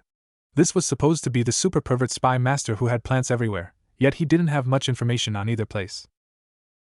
Hokage-sama, I'm going to head to Sand and place some extra sets of eyes and ears into their shinobi force. I don't like how this is looking. Since we have next to no intel on Sound, it would be much harder to investigate them at this stage. Receiving a nod of approval from the Hokage, Kodanuki shifted his eyes back to his supposed godfather, who suddenly spoke up. Wait, what exactly is the situation in Konoha? Why do we need spies in an allied village? The urge to face Spam repeatedly bubbled up in the Jinchuriki as he couldn't help but gawk behind the mask. Was the Sannin this incompetent with keeping up with the latest news? How could he come back and not know? Orochimaru made an appearance during the Chunin exams, Sarutobi replied. He what? The white-haired man prepared to jump at the window, most likely to seek out his wayward teammate. Jiraiya-sama, before you go, I have some I'd like to speak with you about. Said man's eyes flickered back onto the ANBU as he was unlocking the window. And what would that be? I'd like to inspect the key of the Jinchuriki seal. At those words, the Hokage just shook his head. Kodanuki knew that the brunette had been wanting to do this for a while, and the opportunity now was too good to pass up. On the other hand, the face of the Sannin went pale as he stepped off the windowsill and took an uncertain step forward. What did you just say? His hands were slightly shaking. Inwardly sighing, the brunette had to repeat his words. You hold the key to the Kyuubi seal, and I would like to see it. Eyes widening ever so slightly, Jiraiya's head whipped around to look at the Hokage. We have a Jinchuriki? I thought Minato took the entire fox with him to the Shinigami's stomach. Wow, he really is not good at this information stuff. He probably spends more time gathering materials for his books than for the village. The Jinchuriki was rewarded with a snicker from his tenant. I'm a better godfather than he ever will be. You're not denying it. Point taken. Focusing back on the conversation at hand, Kodanuki watched Jiraiya process all the information given. Surprising that he was now finding out that his late student had actually sealed the half the fox into a newborn. The gears seemed to click in place for the Sannin as it dawned on him just who his student would use. Naruto's alive? Interesting. So, he knows my name. I guess that's a given since he probably had a hand in choosing it. The Sannin proceeded to slam his palm on the table for a kuchios. A small green toad with white hair and a gray cloak appeared in a puff of smoke. Jiraiya-chan, Ma will be angry if I'm not there to eat her cooking. The toad summoner chose to completely ignore the creature's complaining. Fukasaku-sama, is it true that one of the toads holds the key to the Kyuubi seal? I was wondering if you were going to ask. Yes, I believe Giratora currently has it. Jiraiya's palms slammed down once again as a strange orange and teal toad, whose torso looked like 4 barrel rings, appeared. Finally! I was wondering when you'd summon me. Being a scroll toad is super boring, you know. He stretched out, 2 rings each for the top and bottom, to reveal a striped scroll. The scroll toad glanced over at the desk and noticed the elder toad. Ah, Fukasaku-sama. His upper half bowed. Then, addressing Jiraiya, he stated, I'm guessing this is what you want to see. With a nod from Jiraiya, Giratora unfurled himself to reveal a very large inscription of Fuinjutsu. Kodanuki didn't even wait for permission before he rushed forward to stand in front of the scroll. Whistling to himself, he had to admit that he was impressed. The Yondaime truly was a talented sealer. However, he had seen even more complex seals from his mother's books. Ignoring how dumbfounded Jiraiya was to realize that the key was still intact, signifying that the seal was very much active, Kodanuki inspected every inch of it. He made sure to take in every last detail, and with his natural Uzumaki ability to analyze seals, he knew exactly what he needed to do. Before anyone could interrupt him, the Jinchuriki flew through the hand seals and pressed his palm into the page. Small yellow flames spread from his hand and burned away the symbols until the scroll was blank. Do you know what you've done? Jiraiya looked a mix of absolutely horrified and absolutely furious. On the contrary, the Hokage just sighed and took another puff of smoke. Yeah? I nullified the key. Now the Jinchuriki seal is under his complete control. The ANBU almost snorted at the look of frustration on the Sannin's face as the man turned to face his sensei once again. How is Naruto alive? Where is he? How does this ANBU know him? Is he safe? Is he happy? When can I meet him? Does he have control of the Kyuubi? The man took a deep breath before he said, Why didn't you tell me he was alive? Both the Sandaime and Kodanuki were deeply troubled but for different reasons. The brunette could tell that the elder man did not want to explain. On the flip side, Kodanuki was having a mental battle. He actually cares about me like that. That's awfully strange considering that he never seemed to care before. Did he not question Hokage-sama when he was told that I was dead? Perhaps thinking I was dead is the reason he never stays in the village. Kid, don't think too hard about it. You don't need a godfather. You've got your other humans, and you've got me. But if I revealed myself, would he want to get to know me better? There was no response from his fuzzy friend. He found himself being once again scrutinized by the Sanin's eyes. Thank you for letting me see the key. Now I really must be heading to Suna. Excuse me, Hokage-sama, Jiraiya-sama.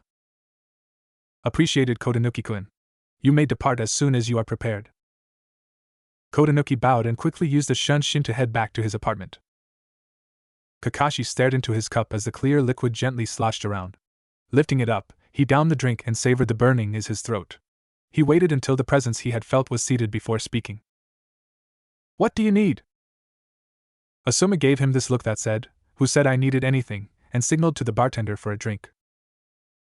They're growing up fast. Kakashi nodded in response. I have no doubt that Shikamaru will make Chunin. That boy's IQ is off the charts. He's able to come up with a tactic to defeat most opponents.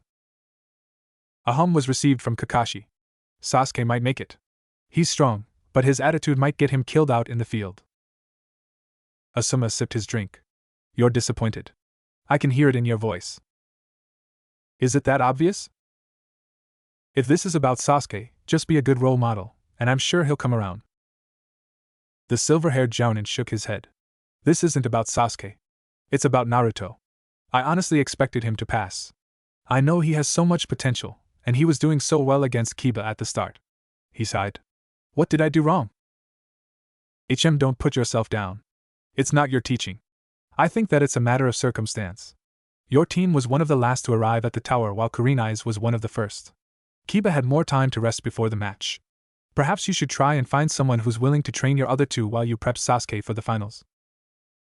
Kakashi nodded. Maybe I should. He took a few moments to think before he visibly paled. Asuma, I know nothing about my students. What do you mean?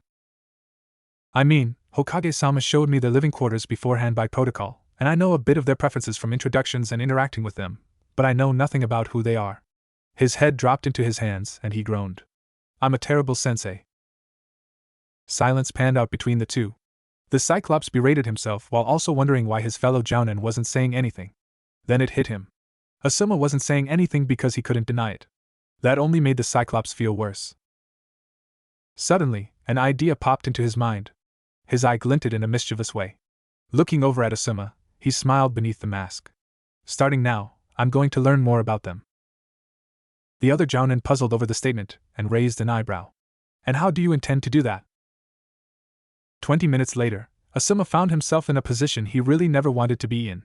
He stared at Kakashi in disbelief. We can't go around and stalk your students.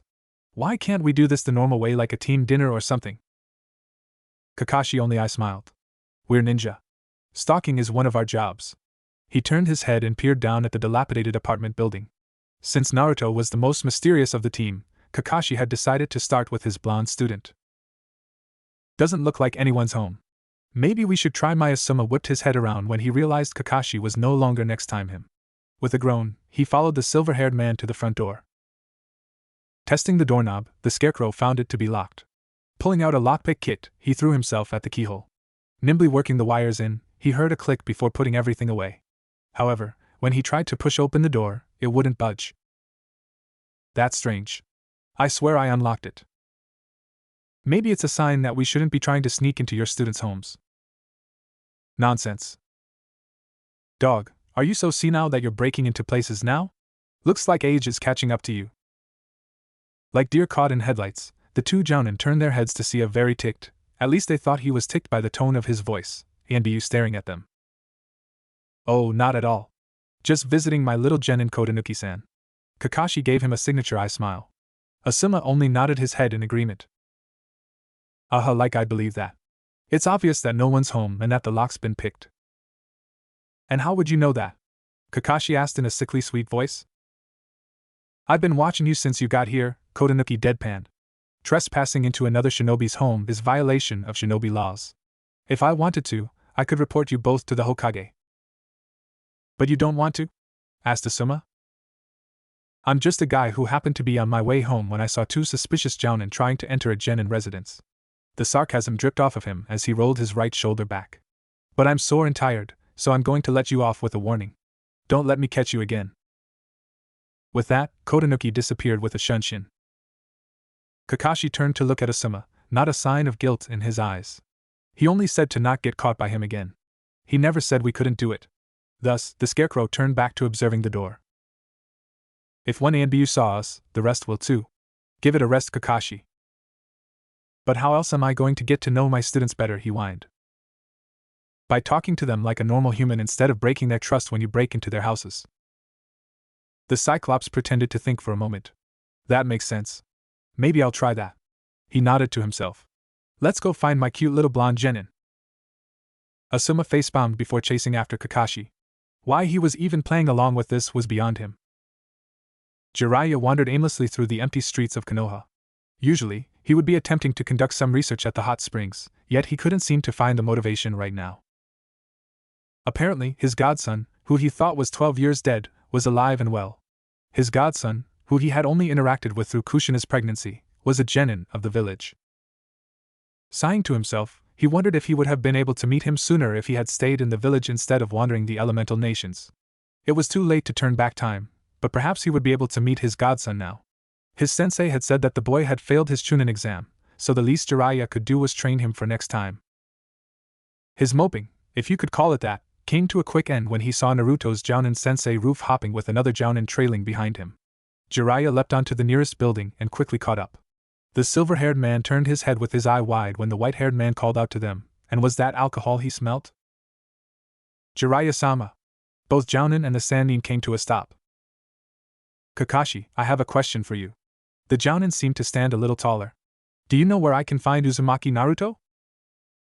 The other ninja paused for a moment. Perhaps it was from shock, which flickered across their faces. We were actually looking for him ourselves, replied the Cyclops. Asuma coughed into his hand. You mean you are looking for him? I'm just here to make sure you don't get into trouble again. Again? Questioned the Sannin. An ANBU caught him trying to break into Naruto's apartment. Now we're running around trying to find him. Kakashi shot the Sarutobi a scathing look. I wasn't breaking in. I was just going to wait inside for him to come home. And what part of that is not breaking in? Accused the other Jounin. The silver-haired man subtly rolled his eye before addressing Jiraiya again. Jiraiya-sama, please excuse Asuma. Said Sarutobi tried to disagree. Would you like me to show you to his apartment? With a nod, all three shinobi trekked onwards to one of the less popular residential districts in Konoha. Stopping at a rundown apartment building, Jiraiya couldn't believe that his godson, Minato's son, lived in such a dump. Approaching a door on the third floor, Kakashi knocked a few times. While they waited to see if anyone would answer, he turned and asked the white-haired man another question. If I may ask, what business do you have with Naruto? Jiraiya assumed that Kakashi was asking only for show as he was pretty sure the Jounin knew he was Naruto's godfather. Before he could respond, he was interrupted by the Sarutobi. Hey Kakashi? When we left, did you relock the door? Asuma looked perplexed for some reason as he tried turning the doorknob. No, why? The door is still unlocked, but the other Jounin gave a slight push to the unlocked door, and it creaked open. The alarm that flashed through both men's faces caused Jiraiya to panic. What's wrong?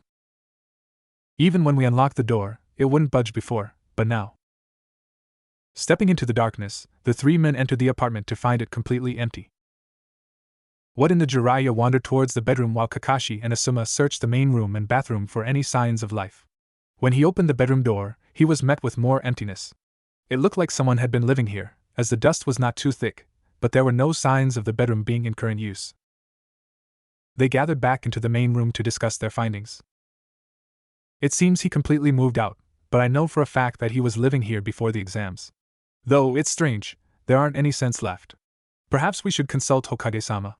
Beneath the calm facade, Jiraiya could tell that Kakashi was panicking about the fact that the boy who was supposed to be his younger brother had disappeared without a trace. Racing back to the Hokage Tower, Jiraiya couldn't help but groan when he thought of facing his sensei again after all the emotions that had occurred during his last visit.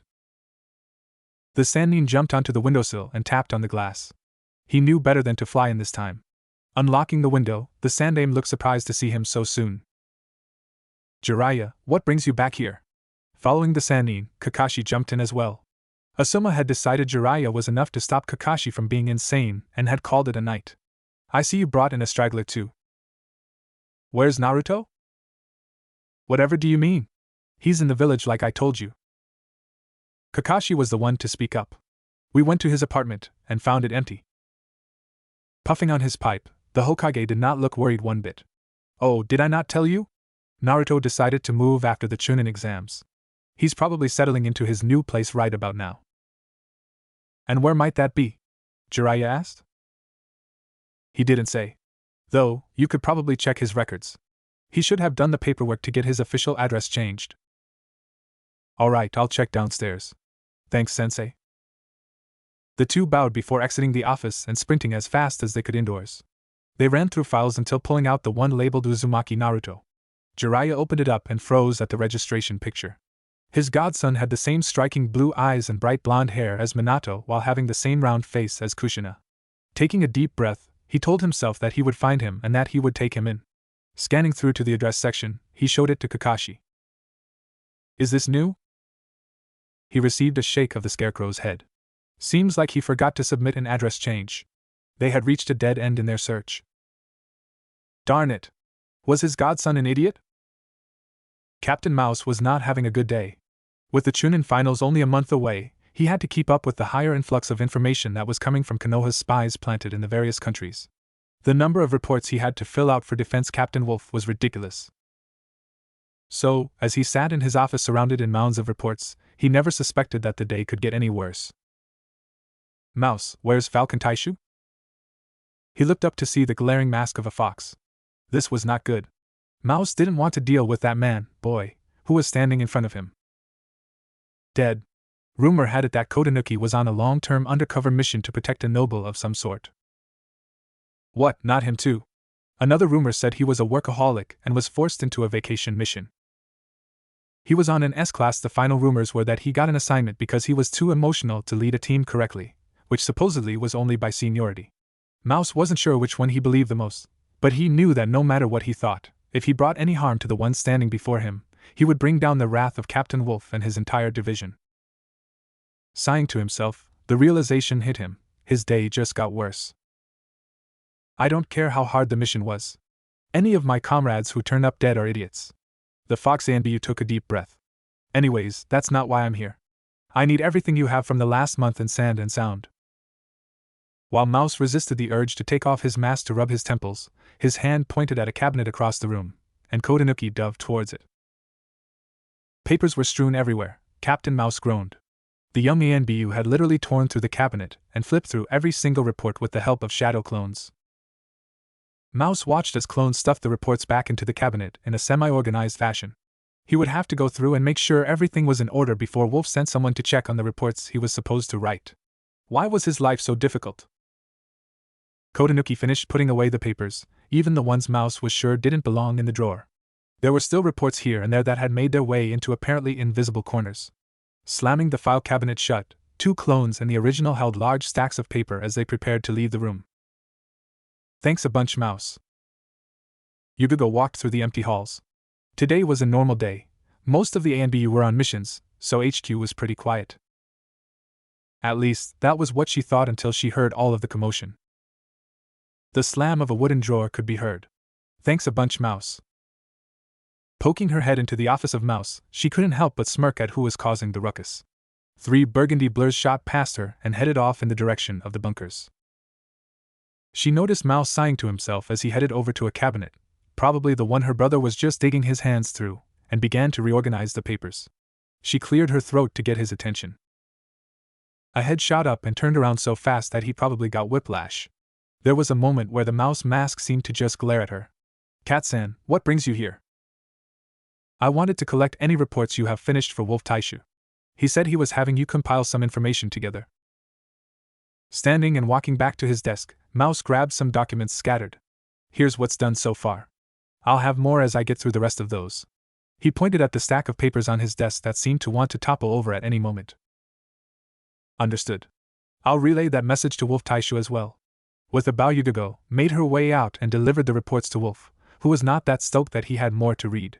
Why couldn't they just do oral presentations instead? After dropping the reports off to the defense division, her task was now complete, and Yugigo had a moment of rest. There were 2 things she really wanted to do right now. One was to go cuddle with her fiancé all night. However, he was busy with a recent assignment after they had found a spy in their ranks. He wouldn't be free for a while, but she sure hoped he would be. The second was what she decided to do right now. Knocking on the door, she waited patiently until the come in was heard from the other side. The hinges creaked closed as she entered and puzzled over the strange scene she saw before her. Documents were strewn about with no particular organization. On the bed sat two clones who were busy working on some sort of seal, while another, who she assumed to be the original, was seated on the couch skimming through papers before tossing them on the floor. You know you could be a bit more organized? Mouse was upset that you went through his stuff without a care in the world. A black and burgundy blur slammed into her torso and wrapped her into a tight hug. Even though she knew that he knew it was her, he wouldn't have let her come in otherwise. He still acted as if he was surprised. Katne, I miss you. She returned the hug gently. I miss you too, Naruto-kun. How has your mission been lately? I got fired. He beamed. However, something almost like guilt flashed through his eyes. She would have spit out if she had been drinking something. What? And you're not upset? Nope. Well, maybe a little, but being fired means more time to chase the snake. He let her go and returned to sitting on the couch. Yugugo knew that the day after that incident, Naruto promised Itachi that he would protect his brother. It was more like a promise to himself since Itachi wasn't actually around, but she knew he took it very seriously. For him to stop watching Itachi's younger brother directly meant that he found a larger threat to Itachi's brother than what was in front of the younger Uchiha. It seems that larger threat was a certain snake. I see. She turned her head to scan the rest of the room, and that was when she saw the stranger. She somewhat shakily pointed at the man sitting on a bean bag in the corner of the room. Who? Naruto brightened up again. Oh, that's Kurama. Kurama, say hello to Katne. The red-haired man with crimson slit eyes looked up from the book he was reading. Perhaps he would have looked more intimidating if he didn't have a bright yellow highlighter between his teeth. Grunting, he glanced down at the tome in his hands before reaching for the highlighter and marking something on the page. Sweat dropping, Naruto apologized for his behavior. Kurama isn't too fond of people. I see. Yugugo wasn't dumb. She knew that the Kyuubi's name was Kurama thanks to Naruto talking about him all the time. However, comparing the giant beast she saw when she was 10 to the man decked out in red sprawled atop a bean bag was difficult to say the least. Now that she was over the strangeness of the situation, she couldn't help but think, where did the bean bag even come from? So yeah? Naruto returned to his report reading. Feel free to sit anywhere you'd like. The purple-haired woman opted to remain standing. And what is Kurama doing here? Oh, he was being all grumpy about me having to read reports. I asked him to help, but he said, and I quote, I'd rather read human history than your boring intelligence reports. So here we are. I found a book on Kitsune mythology, and he's been working on pointing out every false statement. Somehow he finds it amusing to he put the next statement in air quotes. Discover new aspects of human stupidity. The cat Anbu slowly nodded her head. But what I meant was, how is he here? Frowning, Naruto took a moment to understand her question. Oh, you mean how is he outside? She nodded. Simple. I nullified the key so that we could finally get rid of that pesky gate. Now he can materialize without needing to possess one of my clones. Isn't that great? Yugugo parroted and nodded her head. And what trouble did you have to go through to get to the key? At this question, Naruto shied away with that guilty look on his face. Scratching the side of his head, he reluctantly answered the question. I may or may not have tricked my godfather into summoning the toad that held the key. It started as a joke and escalated to a chortle. Soon Yugugo was laughing and clenching her stomach. She couldn't believe that the brunette had tricked the Jiraiya into revealing something important like a Jinchuriki seal's key. Wiping away a few tears, she looked up at the boy, who looked a bit bewildered. Instead of scolding him, she walked up to him and removed her mask for a moment to give him a quick kiss on the forehead. Good job, Naruto-kun. I'm glad you've succeeded in another one of your goals. His smile lit up the entire room as he hugged her tightly once again. Yugugo had never seen him so happy. She knew that he had been wanting to free Kurama from his painful prison for a while, and the fact that he finally was able to free the fox made her so glad for him and Kurama too. Well, Naruto-kun, are you up for a little fun? Violet eyes met her own as he tilted his head in a childish way. A grin slid easily on his face. What do you have in mind? Yugugo returned a grin of her own, although it wasn't visible from behind her mask. Without saying a word, she led Naruto into one of the many sparring rooms. She turned around to face him. The fox mask that had been put on after they left Naruto's room stared back. Slowly, she pulled out a small slip of paper from her pocket and held it up for him to see. Even though she couldn't see beyond his mask, his sudden body language told her that he was brimming with excitement. Is that? No, it couldn't be, Naruto whispered to himself, not even trying to mask delight in his voice. All-you-can-eat ramen coupon from Ichiraku's? It sure is. You're the best, Katne. Naruto practically had stars in his eyes as he eyed the coupon in Yugo's hand. She could tell that just the thought was making his mouth water. Yugo smirked behind the mask. The only way you're going to get it though is by getting through me. Drawing her katana, she faced the young Anbu. A frown was probably marring his face. If that's what it takes for unlimited miso ramen, he mumbled. Naruto drew the chikuto she had given him and prepared himself. Yugo remembered the day she had given him that sword. She had it specially forged for his 8th birthday, the day he received the sword with maturity yet elation. Thinking back to those days, she knew she missed the old Naruto, the one from before the incident. It was obvious that he was stressing himself out trying to act so mature for his age. Taking a step forward, silence drew out between them before Brunette darted forward. Parrying his first move, the kunoichi sidestepped his second move and shot forward. Her sword clashed with his as they went back and forth. Watching his quick and fluid motions, Yugo couldn't help but be proud. Hate, and her had really raised a proficient swordsman. Although Naruto refused to use Dance of the Crescent Moon because he wanted a style to call his own, she could see that the hours of effort he put in to learn Kenjutsu had paid off. Of course, she thought this every time she saw his swordsmanship, but she couldn't help but be a proud sister and trainer. In only a few short moments, she was sure that he would win his ticket to unlimited ramen for a meal. He had long since surpassed her in the art of the sword. Elsewhere, a man in red snorted once again. Squeaking could be heard as a yellow highlighter passed across another phrase of a page. Humans thought the strangest things. Naruto looked out towards the forest. Smelling the air, he thought, I'm going to miss this for a while. Once we take care of the pest, we'll be back. I know, but how long do you think that will take? Knowing you, not too long. Ha, thanks, Kurama. Turning to the right, he faced Kat, who had come to see him off. Positivity flowed off of her, although mixed with some concern. Be safe. He knew that she was saying that out of true concern. First Gecko got sent on a mission and now him. Giving off the most jovial vibe he could, he replied, of course. See you later, Katne. He jumped off the wall and set off through the trees without looking back. It was part of the job after all. She knew the risks that all shinobi, especially Anbu, took every time they accepted a mission. So, what's the plan? Kick some snake ass. Anything else? Find info to free your brother. Good, you get the plan? His eyebrow proceeded to twitch. Was that all the fox cared about? Kurama! An undisclosed amount of time later. I'm bored. The redhead leaned against the wall of a cave and glared at his companion, who was busy writing on a scroll. For the last time, be patient. Kid had arrived at the location earlier and, by the persistence of Kurama, had let him out to stretch his legs. Can't you do something more interesting? We're in a desert. There are definitely interesting things to do out here. Sarcasm dripped off of each word like a leaky faucet. And what are you doing? The brunette finally looked up and gave the best glare he could to the demon fox. Why, I'm just reviewing my notes, so that this mission goes smoothly. And what are you doing? Watching you, obviously. The redhead sank against the wall. So bored. Shut up, Kurama. Why don't you summon them now? You know I hate summoning them before they have to do anything. It will be less boring. Maybe for you. Not for me. I could just summon them myself. Please don't. Kurama snickered to himself as his Jinchuriki stood and began to run in his direction. However, it was too late. Kuchios. After the smoke cleared, 4 figures stood facing the redhead. One was pure white. Another was tan in color with a hue of pink, whereas the next one was a deep red. The final figure was a light pink with hints of orange. Quickly taking in their surroundings, the 4 acknowledged Kurama and bowed deeply. Kurama-sama. A wide grin spread across his face while a groan was heard from across the cave.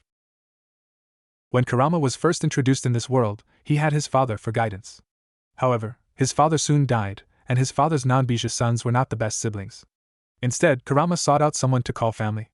That's when he stumbled upon Skulk of Kitsune, true demons. They took him in and called him their own, even though he wasn't born as a Kitsune, and he was mildly aware that similar situations occurred with his siblings as well. Now, besides his father and 8 other siblings, the kitsune were the only ones he considered kin. He had lived with them for so long that all the younger kitsune began showing him the utmost respect. Kitsune, Kitsubaki, Barakan, Mamakan, it's always a pleasure to see you. Without lifting her head, the white fox spoke up. How can we assist you today, Kurama-sama? His grin transformed into a smirk. Not me.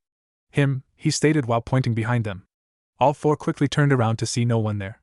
Turning back and giving him a quizzical stare, his cute kin watched as he sent a lick of kitsune by towards a seemingly simple stone. The fire hit the stone, which then reverted back into a burning Kit. Yelping a bit, Kit rolled on the cave floor, trying to extinguish the flames that were feeding on his bottom. Both the red and the pink kitsune brightened up at the sight and pounced on poor Kit. Snickering, Kurama mentally patted himself on the back for a job well done. Perhaps he'll consider this partial payback for stopping his battle with the mutt. As Kit was being tackled by 2 of the foxes, the tan one shuffled forward shyly in an attempt to rescue Kit from his overexuberant attackers. Kurama looked down at the white fox, who was smiling at the scene, and beckoned her over. Kitsune, come here. Kurama-sama. Her paws quietly patted over, and she settled down beside him humbly with her head down. Enough with the sama. I don't need that from you. He knew she only acted this way to set a good example for her adopted children. Maybe from your kits, but not from you. Look. She lifted her head and looked to where he pointed. He glanced down and watched her features soften as she observed the scene on the other side of the cave. He's grown up, hasn't he? Bakken has grown. I remember when he was just a kit. He didn't even know that a kitsune existed. The demon snorted. He's still a kit, and that won't ever change. Although he couldn't hear anything, he knew she was internally chuckling to herself. On the flip side, Kit's fake struggles were echoing throughout. When I see him like this, it puts me at ease. Kurama, you two are like father and Kit. Even I can see that clear as day. But I know he thinks of you higher than he does of me. He won't ever admit it, though. Is that so? That's sweet. Her tail suddenly came up and pointed at him accusingly. That's only because you were such a terrible teacher when it came to Kitsunbai. One look at how he used to use it, and I had to do something. He had no elegance with it whatsoever. Kitsunbai is an art that we have crafted. I wasn't going to let Bakken swing it around like some pyromaniac. Kurama gestured towards her. Hence, I allowed you to train him. And if he hadn't, she probably would have burned his 9 tails to a crisp. The white kitsune was so picky when it came to Kitsunbai. If Kurama was a master of illusion, then Kitsune was a mistress of fire. At least he turned out all right. Unlike a certain someone. Her glare pierced his crimson orbs. Oh, are you judging my use of Kitsunbai? His eyes narrowed as he looked back at her amber eyes. Most definitely not, Kurama-sama. That was definitely sarcasm that he heard in her voice. There was no winning with this vixen. Whatever, he muttered and turned to look forward. He most definitely did not see nor care about the smirk that marred her graceful face or the hints of amusement that flashed in her amber orbs. Slowly the single tail he had out at the moment slithered its way out from behind him until it was hairs away from her own tail. If their tails touched and slightly intertwined, who was there to notice? Naruto mentally grumbled to himself. Kurama just couldn't help himself, could he? Was this payback for something he did? As he gave up beneath the playful foxes wrestling on his torso, his head hit the cave floor. He could hear paws approaching until a face popped up in his vision. Naruto-sama, are you all right? The tan fox asked. Just fine, Kitsubaki, he grunted. Do you think you could get your sisters off of me? I'm not sure if I'd be able to, Naruto-sama. But since you asked, I'll try my best. He heard shuffling of feet before the stepping of paws on his stomach stopped. He breathed a sigh of relief. Sitting up, he saw the red and pink foxes glaring daggers at Kitsubaki before turning to glare at each other in disdain. Kitsubaki started to pad back over to him with a shy smile. I did as you requested. Thank you. He smiled back and rubbed her between the ears. He didn't tell anyone this, but he loved to rub that spot since it was one of the rare spots where the pink of her coat actually condensed to be visibly pink rather than the more common tan. Turning to glower at the other 2 foxes, who happened to be twins, he looked as disapproving as possible. Now how many times have I told you two not to do that? But Rutan the red one started. No, Barakan. I don't want to hear it. Addressing both of them, he snapped, I'm tired of being your wrestling mat. Naruto, you're not our wrestling mat, the pink one claimed. Mamakan, is it not proof that every time I see you, I end up beneath you as you bicker with each other? Both kitsune looked away slightly ashamed.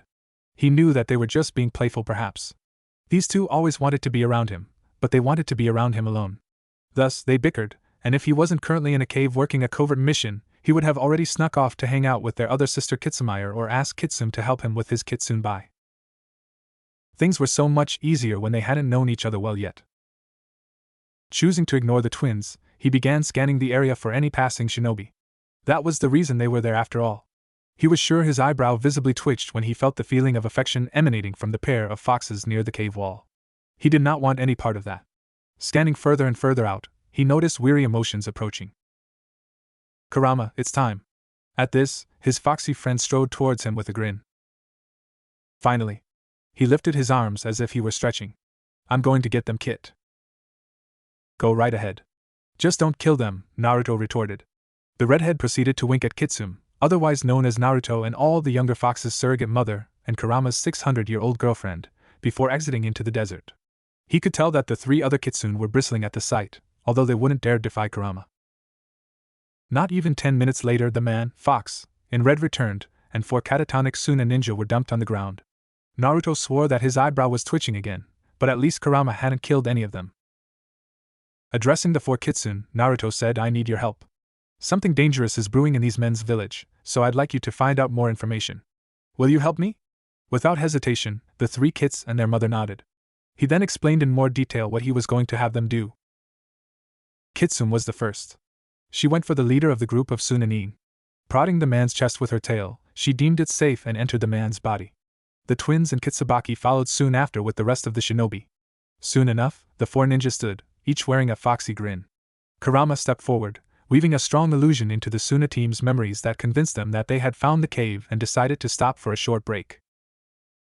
He always thought that possession was always the best of the kitsune skills. They were able to enter another being's body without notice and lie dormant until they needed to take control. When they did take control, the host had no clue whatsoever as the host was forced into a comatose state. Moreover, a simple illusion could cover up any gaps in a host's memory. It was a shame that since he was technically human, Naruto couldn't learn possession himself. Kurama faced Naruto and pointed at the exit. Shouldn't we get going? He nodded in response and spoke to the kitsune one last time. I'm counting on you. Keep me updated. The bodies of the Suna ninja bowed before settling down to look as if they were resting. Disappearing in a poof of red smoke, Kurama's consciousness re-entered Naruto's body, and they set off to discover the secrets that lurked behind Suna's walls and to kick some snake ass along the way. Kitsumayer had always been different. Of all her sisters, she was the only one with midnight violet, almost black fur.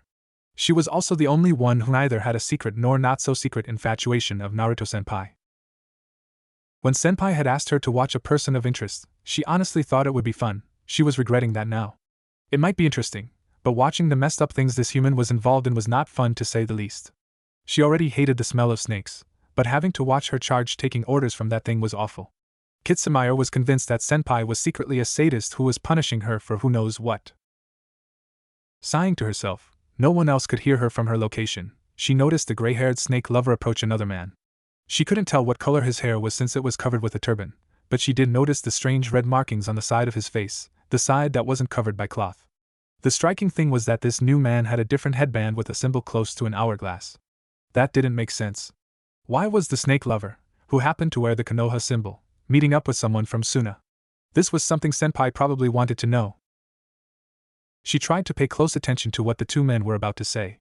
However, Kitsumayer wouldn't admit that it was a bit hard when there was dust billowing from the castle across the street. It may have also crossed her mind to question why the castle chose fish of all animals to showcase on the roof. Turning her focus back on her charge, she listened closely. So that's his true identity, amazing. You seem pleased? The victim was one of yours, the Sunanin said. The man wasn't even looking towards the snake lover and instead opted to watch the monster on the castle as it shrunk away. It's fine. He has already fulfilled his purpose. Kitsumayer couldn't help but be disgusted with the lack of care for life. What were these people? What was that monster on the castle anyways? Wasn't he a guinea pig to test that Uchiha's strength? There's no need for that anymore. I'd been given orders to capture Sasuke. That was slightly concerning to the kitsune. Sasuke was still one of their main objectives. Another thing for her to tell her senpai. Konoha hasn't caught word of it, have they? The Sunanin's eyes narrowed precariously. Don't worry. They don't know a thing. Good.